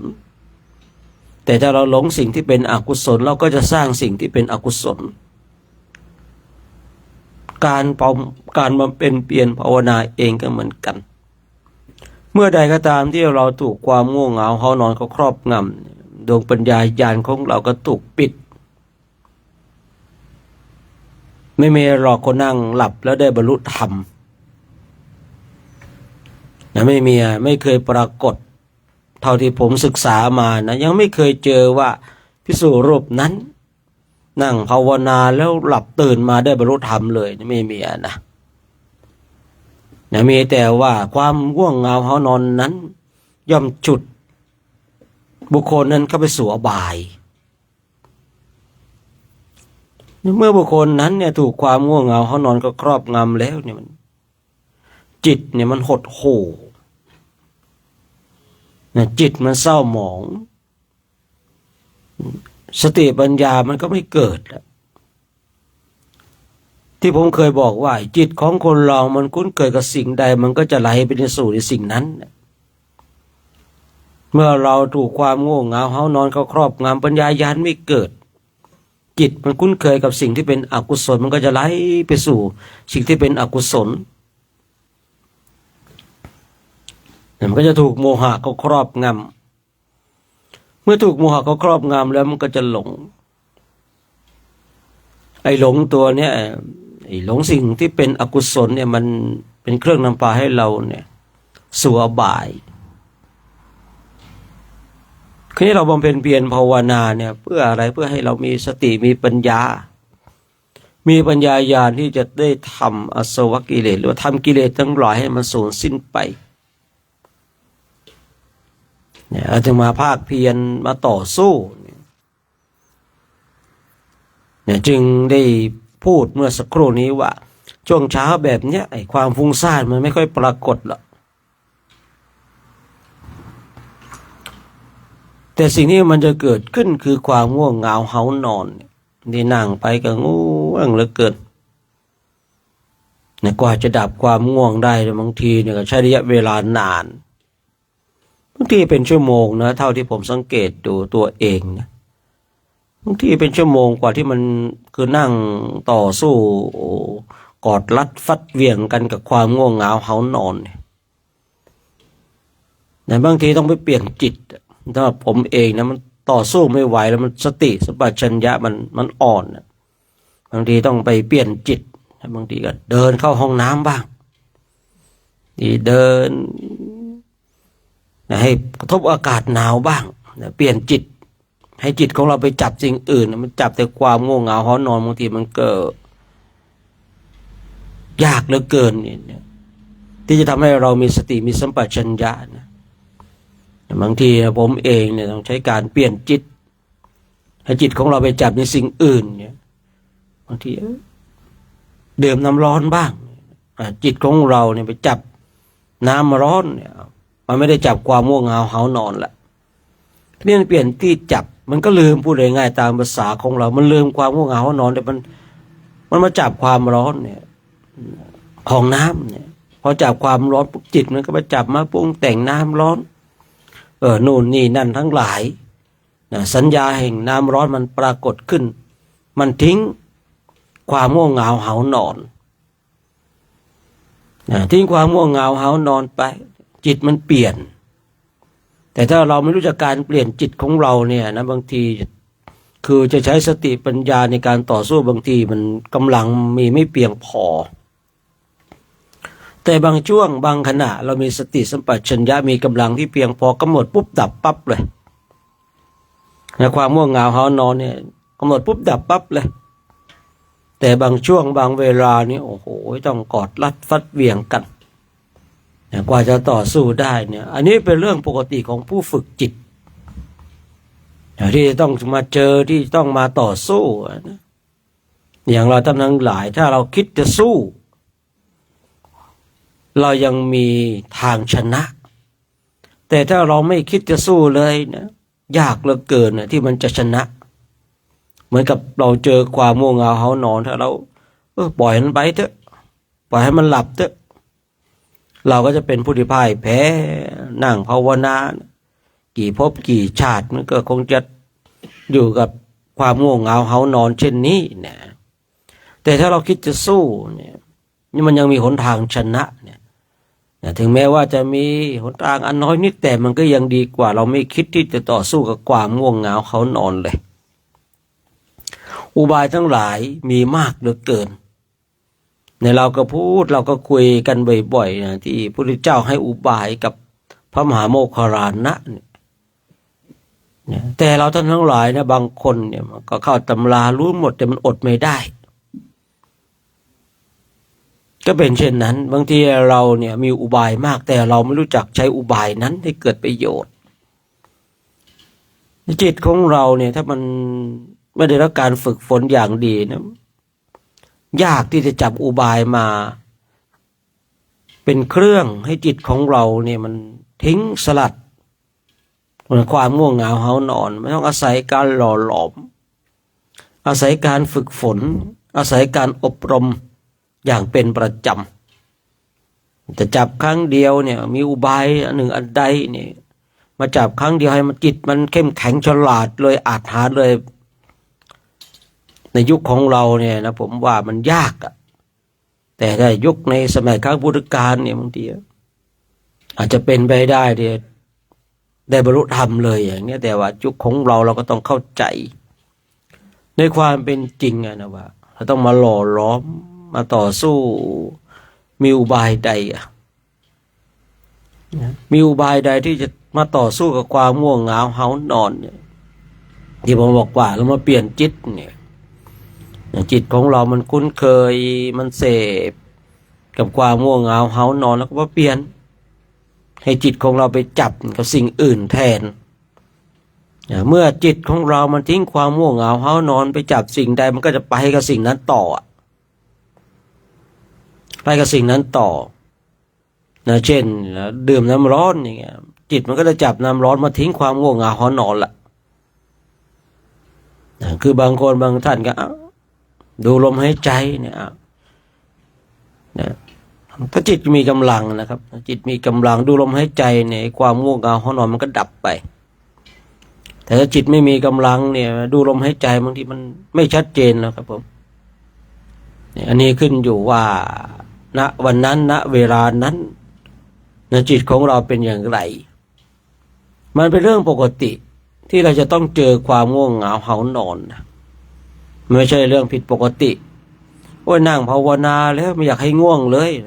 มันเป็นไปไม่ได้นะแต่เรานั่งภาวนาที่เจอความง่วงเหงาหานอนเนี่ยมันเป็นเรื่องปกติในเรื่องปกติตรงนี้เราจะต้องมาฝึกฝนอบรมมาเรียนรู้มาเห็นมาทำความเข้าใจถ้าเราเนี่ยสามารถดับได้เอาชนะได้ความง่วงเหงาหานอนมันก็โชคดีสำหรับตัวของบุคคลนั้นเองเพราะว่าสติปัญญาญาณมันก็จะเกิดขึ้น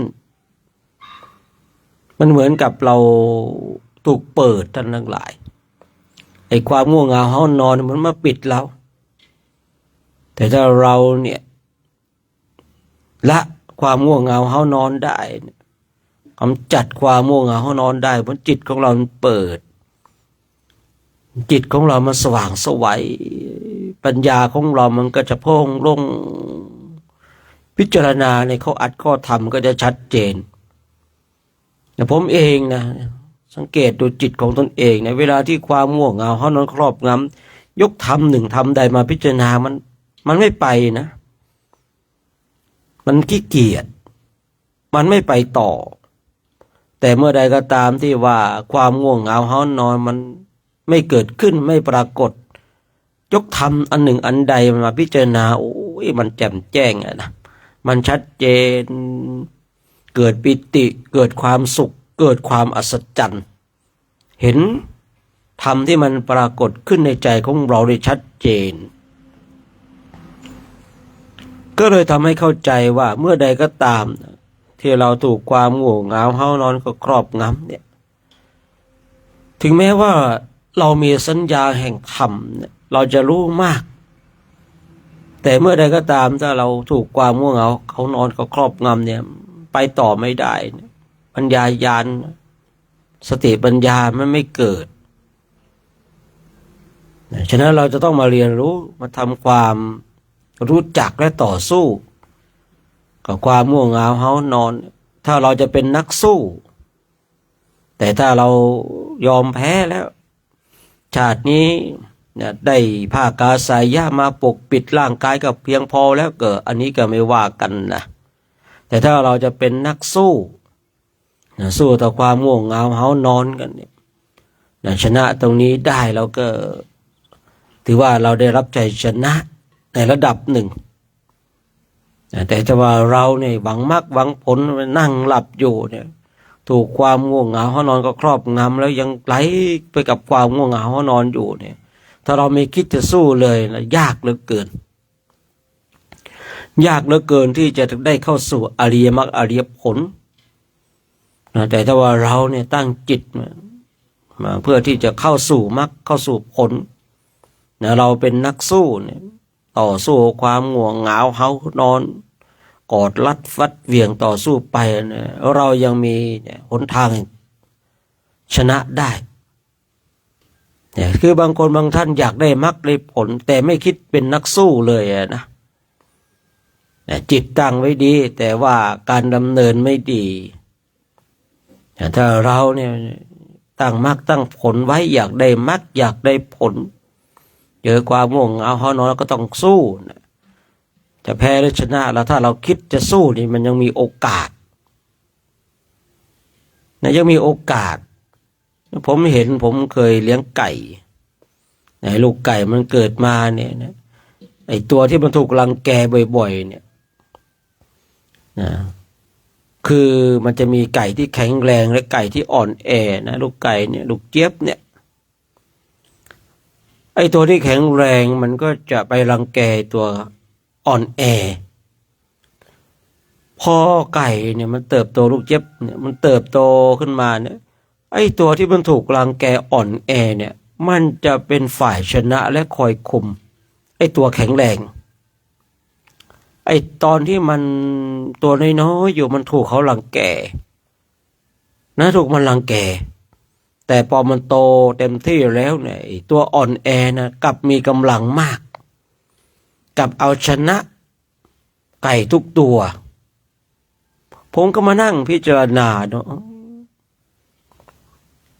ก่อนหน้านั้นแพ้แต่ภายหลังชนะเพราะอะไรนะเพราะมันคิดจะสู้นั่นเองไม่ได้คิดว่าตัวเองแพ้ต้องแพ้ตลอดเนี่ยไม่ได้คิดเช่นนั้นแต่มันคิดว่าคิดจะสู้วันนี้ถูกรังแกวันพรุ่งนี้เราจะต้องไม่ถูกรังแกวันนี้เนี่ยเราถูกตัวอื่นรังแกได้แต่วันหน้าเราจะไม่ถูกรังแกเหมือนกันอย่างเราเนี่ยฝึกฝนอบรมมาเจอความง่วงเหงาเฮานอนถ้าเราคิดจะสู้ถึงแม้ว่าวันนี้แพ้แต่เราก็ยังมีชาตินักรบชาตินักสู้แต่ถ้าว่าเราไม่คิดจะสู้เลยเนี่ยนั่งเมื่อไรแล้วก็ปล่อยความง่วงเหงาหาวนอนเขาครอบงำมันก็จะแพ้ตลอดถึงแม้ว่าเราอยากจะได้มรรคได้ผลนะมันก็ไปไม่ถึงใจมันอยากไปแต่การกระทำมันไม่ไป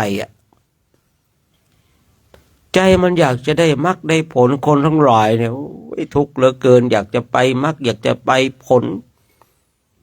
แต่บุคคลเหล่านั้นเนี่ยไม่ได้ฝึกปฏิบัติเนี่ยทำกรรมฐานนี่จะไปได้อย่างไร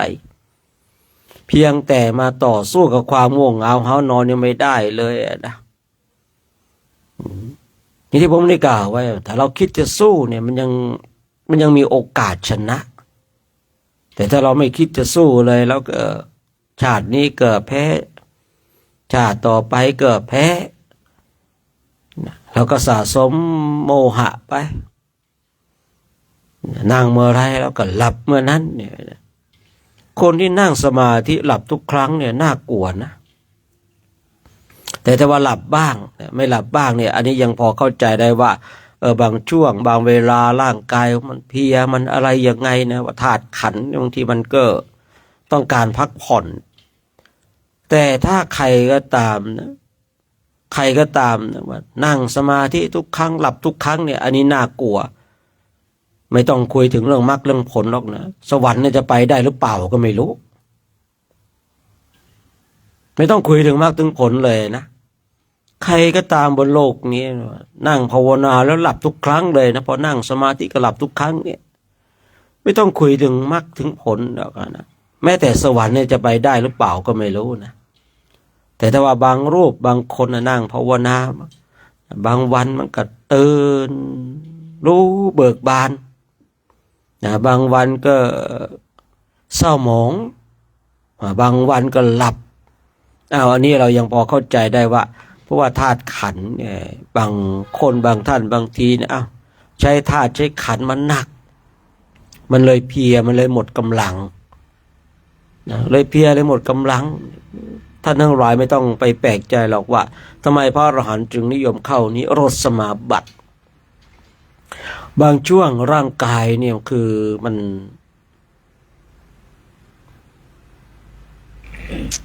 ต้องการพักนะ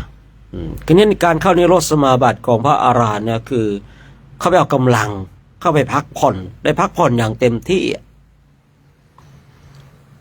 เราว่าการนอนหลับเป็นการพักผ่อนก็ถูกต้องแต่พระอรหันต์เนี่ยการเข้านิโรธสมาบัติคือการพักผ่อนอย่างเต็มที่คือย้อนกลับมาในเรื่องของเราว่า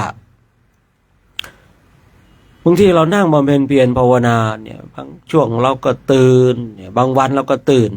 นรู้เบิกบานนะบางวันเราก็หลับไหลคราวนี้เราก็ต้องมาดูว่าร่างกายของเราเป็นอย่างไรเนี่ยบุคคลที่เป็นเช่นในลักษณะเช่นนี้เนี่ยคือพูดง่ายๆว่ามีโอกาสที่จะเข้าสู่มรรคเข้าสู่ผลนะแต่ถ้าว่าบุคคลใดก็ตามนั่งเมื่อไรเกิดหลับเมื่อนั้นนั่งตอนเช้าหลับตอนเช้านั่งกลางวันหลับกลางวันนั่งตอนเย็นหลับตอนเย็นเนี่ย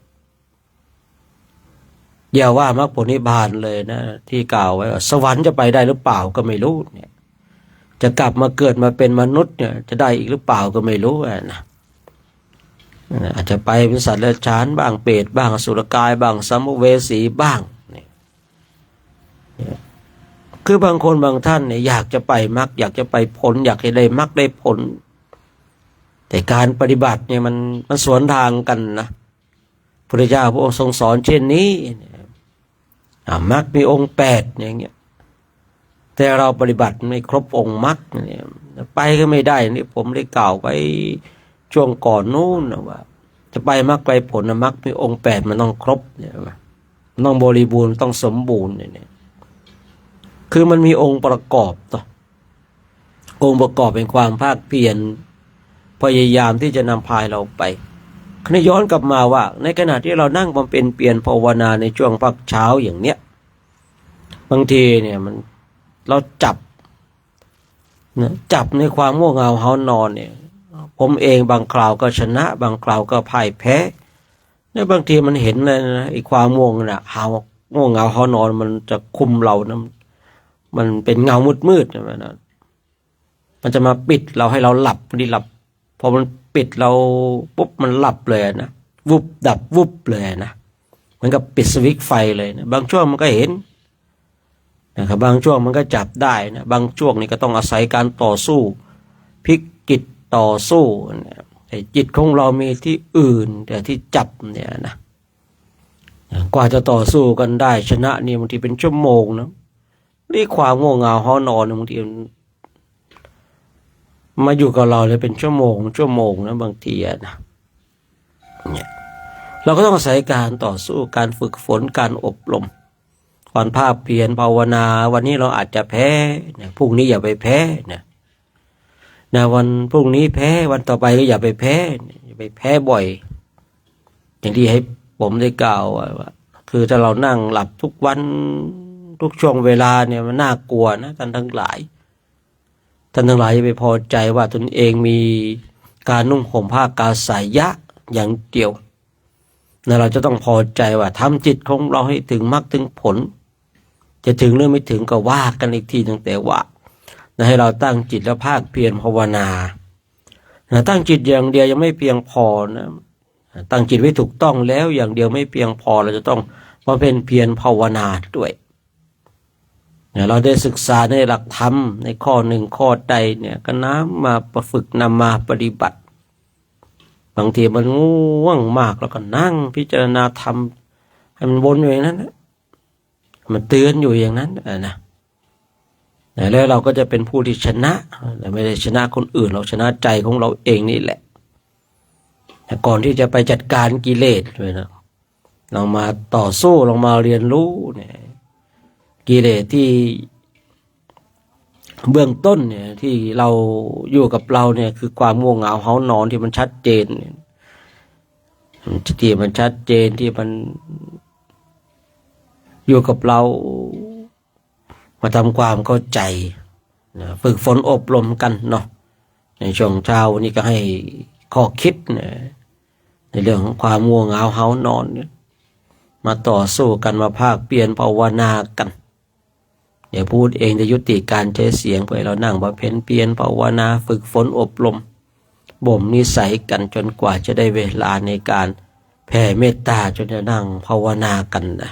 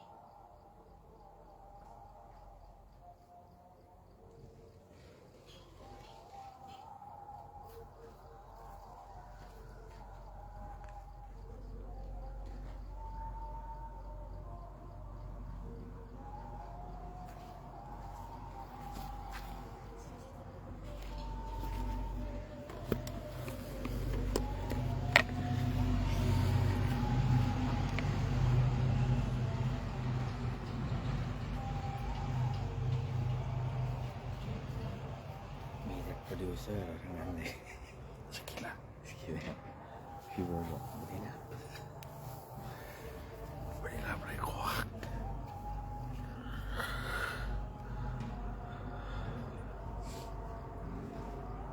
ส่วนนี่เราสกิลละสองคนนั้นนะเขาบอกว่าไหนๆผมก็โดนผมก็ลง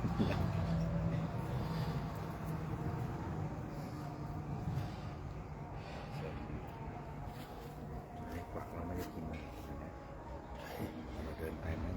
รู้กวักนี่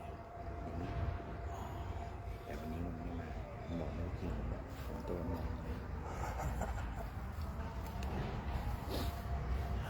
เก็บได้ไหม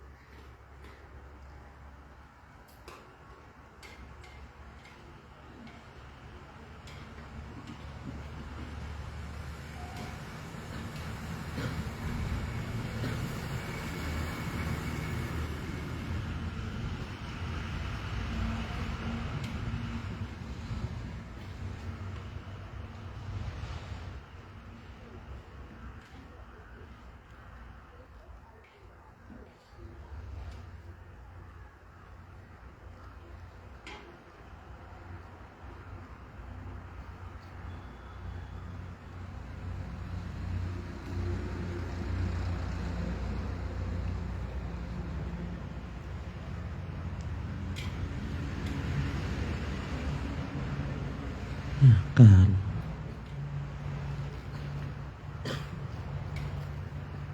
เจริญจิตตภาวนาในช่วงนี้ก็สมควรแก่เวลานะ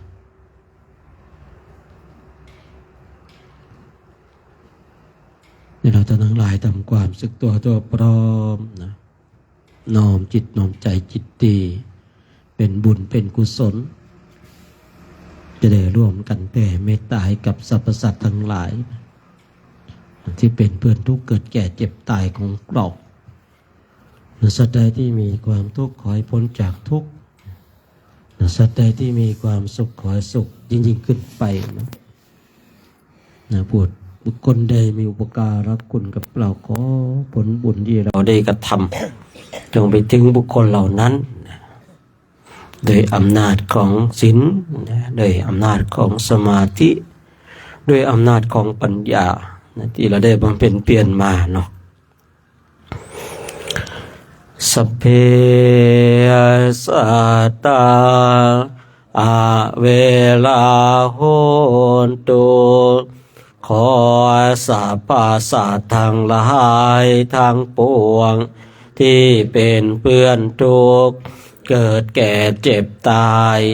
ด้วยกันทั้งหมดทั้งสิ้นเป็นสุขเถิดอย่าได้เวรต่อกันและกันเลยอาพยาปชาโหนตุจงเป็นสุขเถิดอย่าได้เบียดเบียนซึ่งกันและกันเลยอานิคาโหนตุจงเป็นสุขเถิดอย่าได้ความทุกข์กายทุกข์ใจเลยสุขีอัตตานังปริหารันตุจงมีความสุขกายสุขใจรักษาตนให้รอดพ้นจากทุกโทษเวรภัยอันตรายทั้งปวงจงทุกทั่วหน้าเถิดกาตังปุญญาพลังไมหังสัพภาคีภวันตุเตขอสรรพสัตว์ทั้งหลายทั้งปวงเหล่านั้นจงเป็นผู้มีส่วนได้เสวยผลบุญที่ข้าพเจ้าทั้งหลายได้บำเพ็ญแล้วนี้เถิ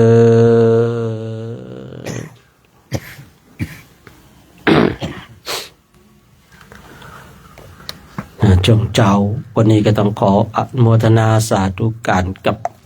คณะพระภิกษุสงฆ์องค์สมณเณรพร้อมกับแม่ชีแล้วก็คณะสัตยาญาติโยมที่ชมและสดอยู่ทางบ้านเนาะวันนี้ก็เป็นอีกวันหนึ่งที่เรายังมีชีวิตอยู่ยังมีลมหายใจได้มาภาคเปลี่ยนภาวนากัน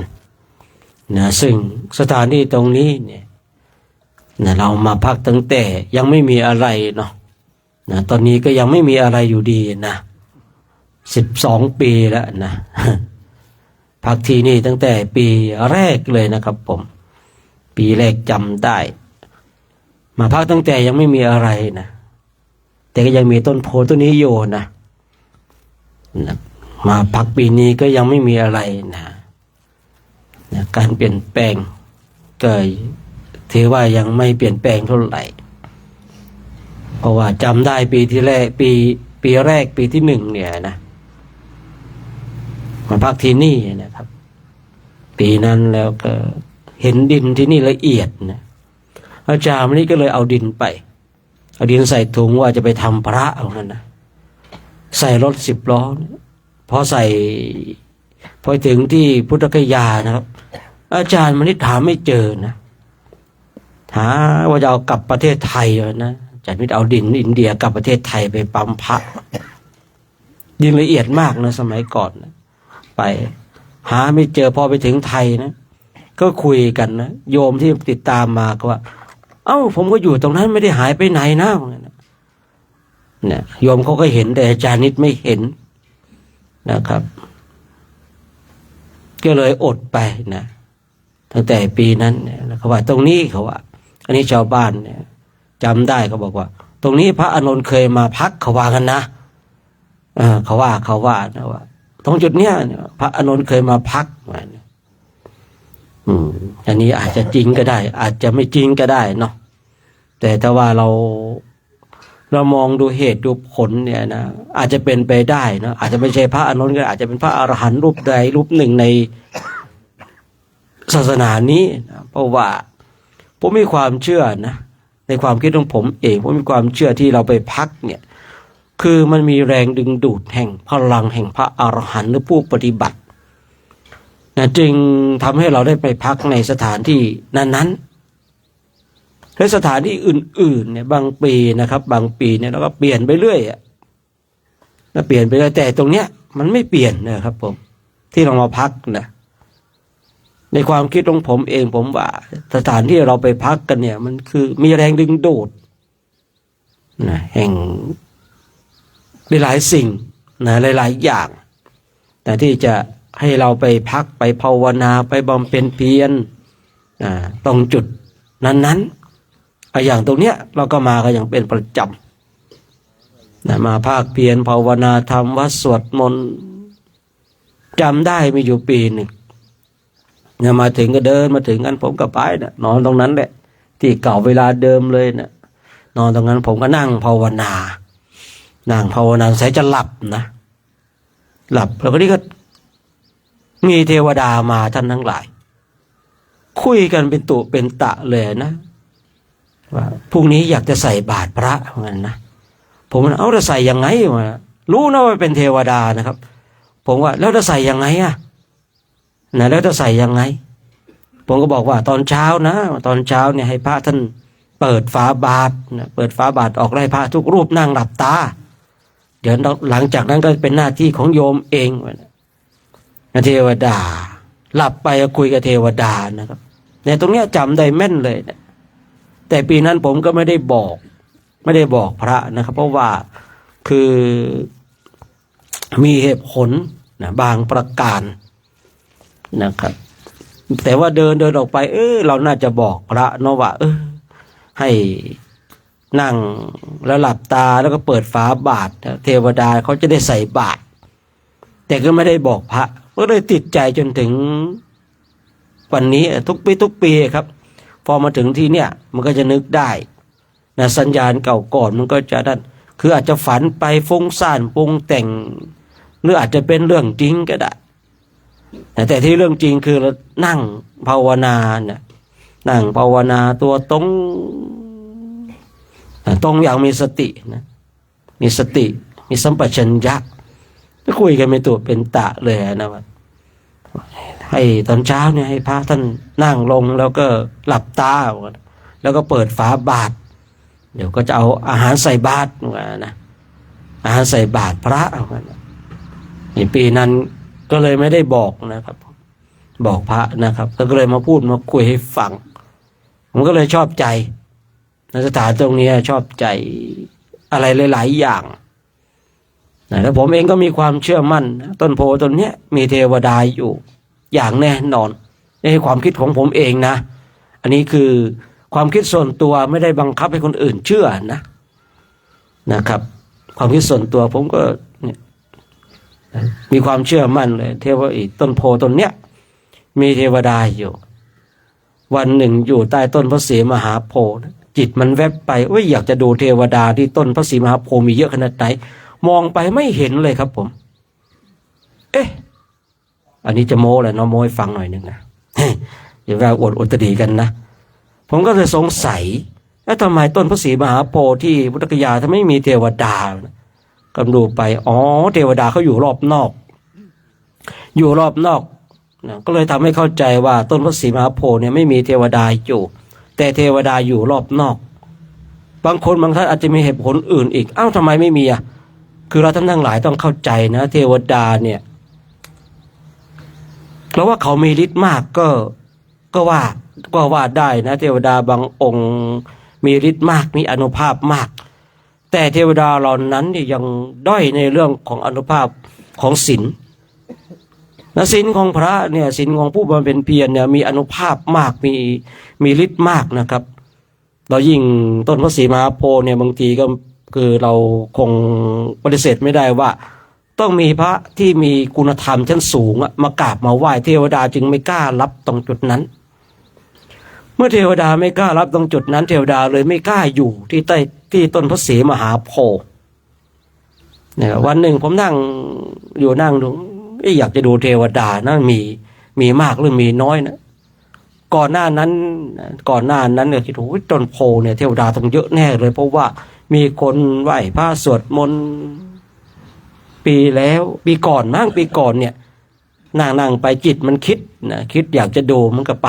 อยากดูก็ดูไม่อยากดูก็ไม่ดูนะโมให้ฟังนิดนึงก็เลยทำความเข้าใจนะว่าต้นไม้ต้นพระศรีมหาโพธิ์เนี่ยเรามีความคิดว่ามีเทวดามากนะแต่ไม่มีนะแต่เทวดาก็อยู่รอบนอกนะครับเทวดาอยู่รอบนอกรอบนั้นเยอะไปหมดเลยเต็มไปหมดเลยนะคือถ้าเราศึกษาในพระไตรปิฎกเนี่ยเราก็เข้าใจอยู่แล้วต้นไม้บางต้นที่มีรูปร่างมีต้นที่มันดูมองแล้วโอเคมีเทวดาแล้วก็เลยมีพระวินัยว่าพระห้ามตัดต้นไม้นะ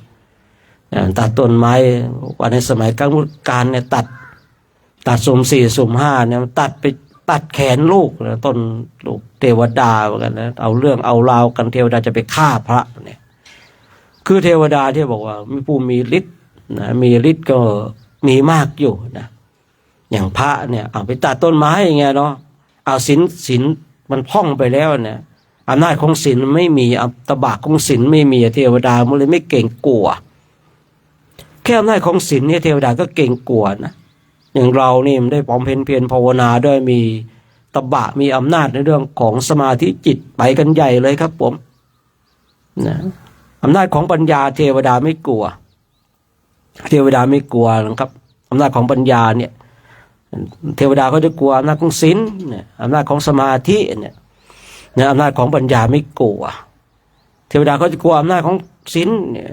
อย่างที่ว่าเราเทวดาเนี่ยฆ่าพระไม่ได้นะพระเนี่ยถ้าไม่มีศีลเนี่ยเทวดาจัดการได้นะเพราะว่าคือเราเนี่ยจะมีเดชมีอำนาจมีตบะนะมีบารมีกับสิ่งที่ไม่เห็นตัวนะครับเอากับสิ่งที่ไม่เห็นคือเทวดาก็ดีพรหมก็ดีผีก็ดีเปรตก็ดีอสุรกายก็ดีเนี่ยคืออำนาจของเราเนี่ยมันอยู่ที่ศีลอยู่ที่สมาธิตบะของเราอยู่ที่ศีลอยู่ที่สมาธิเดชของเราอยู่ที่ศีลอยู่ที่สมาธิคือเทวดาเขาจะกลัวเกรงใจแต่ถ้าว่าศีลของเราไม่มีนะคือถ้าศีลของเราไม่ดีสมาธิก็มันก็ไม่ดีคือมันเริ่มต้นจากศีลถ้าศีลดีนะสมาธิมันก็โอเคนะสมาธิก็โอเคเลยเทวดาทั้งหลายมันก็เลยกลัวเกรงใจเพียงแต่เรา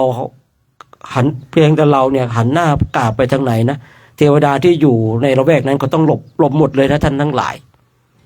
คือเราหันหน้าไปเราหันหน้าปุ๊บเนี่ยอย่างพูดเราหันหน้ามาทางต้นโพเนี่ยการกราบเราลงไปพื้นดินเนี่ยเราตรงไปทางไหนเทวดาเขาหลบซ้ายหลบขวาเลยนะถ้าเรามีอำนาจนะมีอำนาจของศีลมีอำนาจของสมาธิแต่ถ้าว่าเราไม่มีอำนาจของศีลไม่มีอำนาจของสมาธิเนี่ยบางทีเนี่ยพวกอสุรกายพวกเปรตพวกผีอสุรกายไม่อสุรกายมันกลัวคนมันกลัวพวกมนุษย์อสุรกายมันพวกนี้มันไม่กล้าต่ออะไรกับพวกคนนะแม้แต่คนที่ไม่มีศีลอสุรกายก็ยังกลัวแต่คุยเรื่องเรื่องของพวกผีนะพวกเปรตเนี่ยบางทีนะครับผมมันมานั่งค้ำคอพระเลยนะนั่งบนไหล่นั่งบนหัวเลยแล้วไม่กลัวนะครับถ้าไม่มีศีลไม่มีสมาธิเนี่ยนะเทวดาไม่ต้องพูดถึงเทวดานะเนี่ยแต่ถ้าว่าเรามีศีลมีอำนาจของศีลมีอำนาจของสมาธินะเราหันหน้าไปทางไหนกราบไปทางไหนเนี่ยด้วยอำนาจของศีลอำนาจของศีลของเราอำนาจของสมาธิของเราเนี่ยมันถ้ามีกำลังมากนะครับมันก็จะไปได้ไกลครับผมเทวดาที่อยู่ในระแวกนั้นตรงหน้าของเราต้องหลบหมดนะครับผม เนี่ยหลบหมดเลยนะบางคนบางท่านก็เลยโอ้ยเป็นมีจริงหรือเปล่าเทวดาว่านั้นพุทธศาสนาของเราไม่ได้สอนไม่ได้ปฏิเสธเลยนะครับแม้แต่พระพุทธเจ้าของเราเนี่ยในพระชาติสุดท้ายก่อนที่จะมาเป็นพระพุทธเจ้าเนี่ยก็อยู่เป็นเทพบุตรชั้นดุสิตนู่นนะเนี่ยมีความเกี่ยวข้องกับสิ่งเหล่านี้อยู่ฉะนั้นเราปฏิเสธไม่ได้แต่ว่าในบางสิ่งบางอย่างมันคือในยุคปัจจุบันเนี่ยพอคุยเรื่องราวแบบนี้ปุ๊บเนี่ยมันเป็นเรื่องราวที่บอกว่ามันรู้ได้เฉพาะตนนะบางสิ่งบางอย่างในพุทธศาสนาเนี่ยแต่ว่าบางสิ่งบางอย่างเราก็มาพูดมาคุยกันมาบางเรื่องเนี่ยเราก็สามารถพูดคุยได้เพื่อให้เป็นองค์ประกอบว่าการฝึกฝนการอบรมมันสามารถทำให้เราได้รู้และเข้าใจได้หลายสิ่งหลายอย่างแต่ว่าไม่ใช่ให้เรารู้ในสิ่งเหล่านี้นะสาระสำคัญคือรู้จิตรู้ใจของตัวของเราเองเนาะฉะนั้นเช้าวันนี้ก็ต้องขออนุโมทนานะมาถึงตรงนี้ก็เลยนึกถึงเทวดาที่เคยฝันถึงนะเคยฝันถึงก็เลยพูดให้ฟังนะเมื่อวานก็เลยรีบนอนนึกว่าจะฝันอีกไม่ฝันนะสาธุนะครับสาธุครับสาธุโมทนานะสร้างฐานบารมีกันเนาะโมทนานะเมื่อคืนก็รีบหลับเลยกะว่าจะฝันอีกเนี่ยไม่ฝันนะถ้าฝันก็จะบอกอยู่นะเทวดาไม่ฝันเลยนะหลับเพลินหรือเปล่าก็ไม่รู้นะเมื่อวานอันนี้นะผมก็เลยบางสิ่งนะครับก็มีตรงเนี้ยนะตรงเนี้ยที่ถูกใจนะถูกใจวันนี้ก็ขออนุโมทนาสาธุการกับคณะพระภิกษุสงฆ์องค์สามเณรแล้วก็แม่ชีนะได้ร่วมกันทำวัดสวดมนต์เจริญธรรมกรรมฐานนะ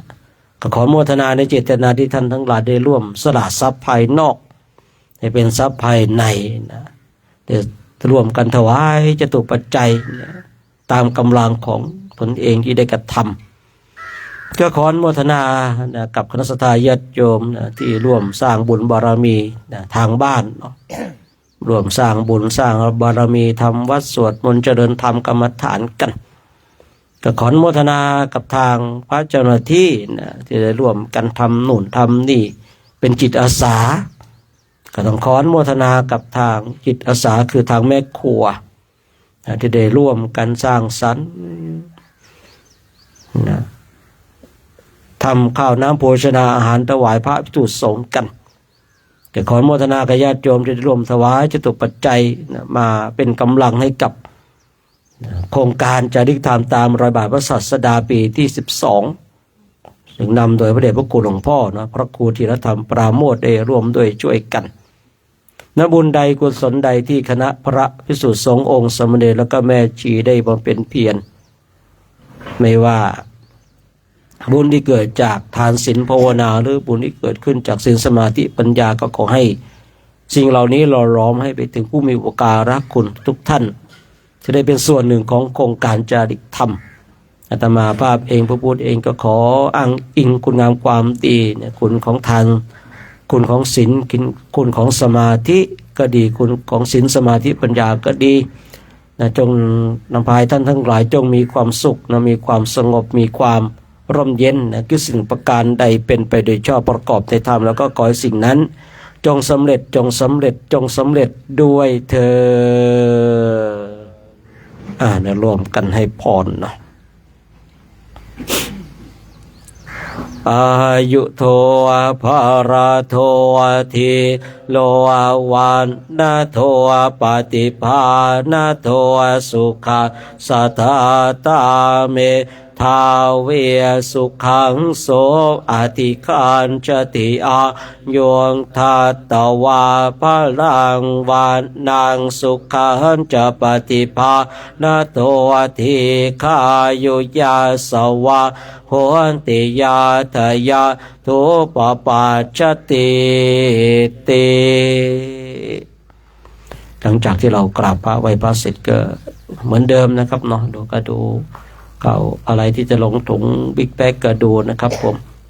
นะใครจะปิ่นความปิ่นหงายเต้นกับนิมนต์เด้อ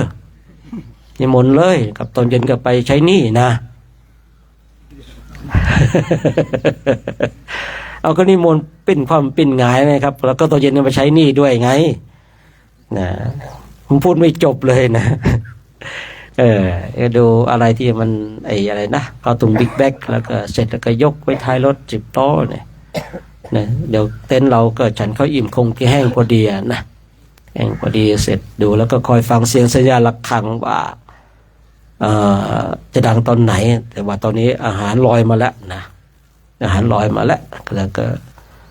เสร็จเร็วแล้วก็คงฉันเร็วเพราะว่าที่นี่โรงเรียนนะเดี๋ยวเขาคงจะมาเรียนกันแล้วเราก็มาใช้ในการทำวัดสวดมนต์ในการ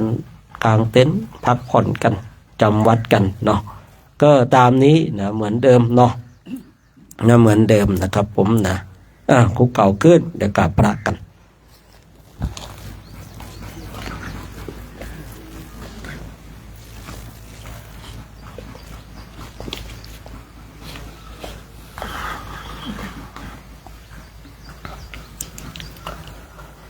อะระหัง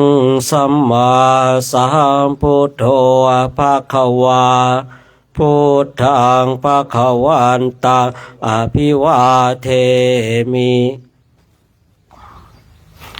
สวากขาโตภะคะวะตาธัมโมธัมมังนามัสสามิสุปฏิปันโนภะคะวะโตสาวกสังโฆ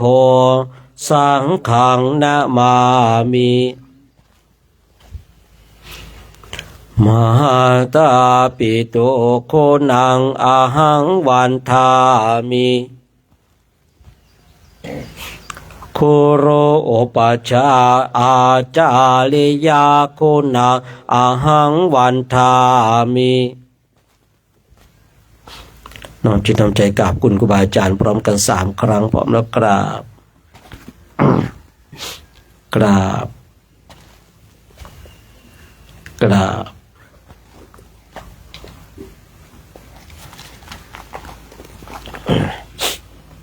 พระภิกษุสงฆ์กับพระอาจารย์โชคชัยร่วมกันพร้อมกราบ สาธุนะ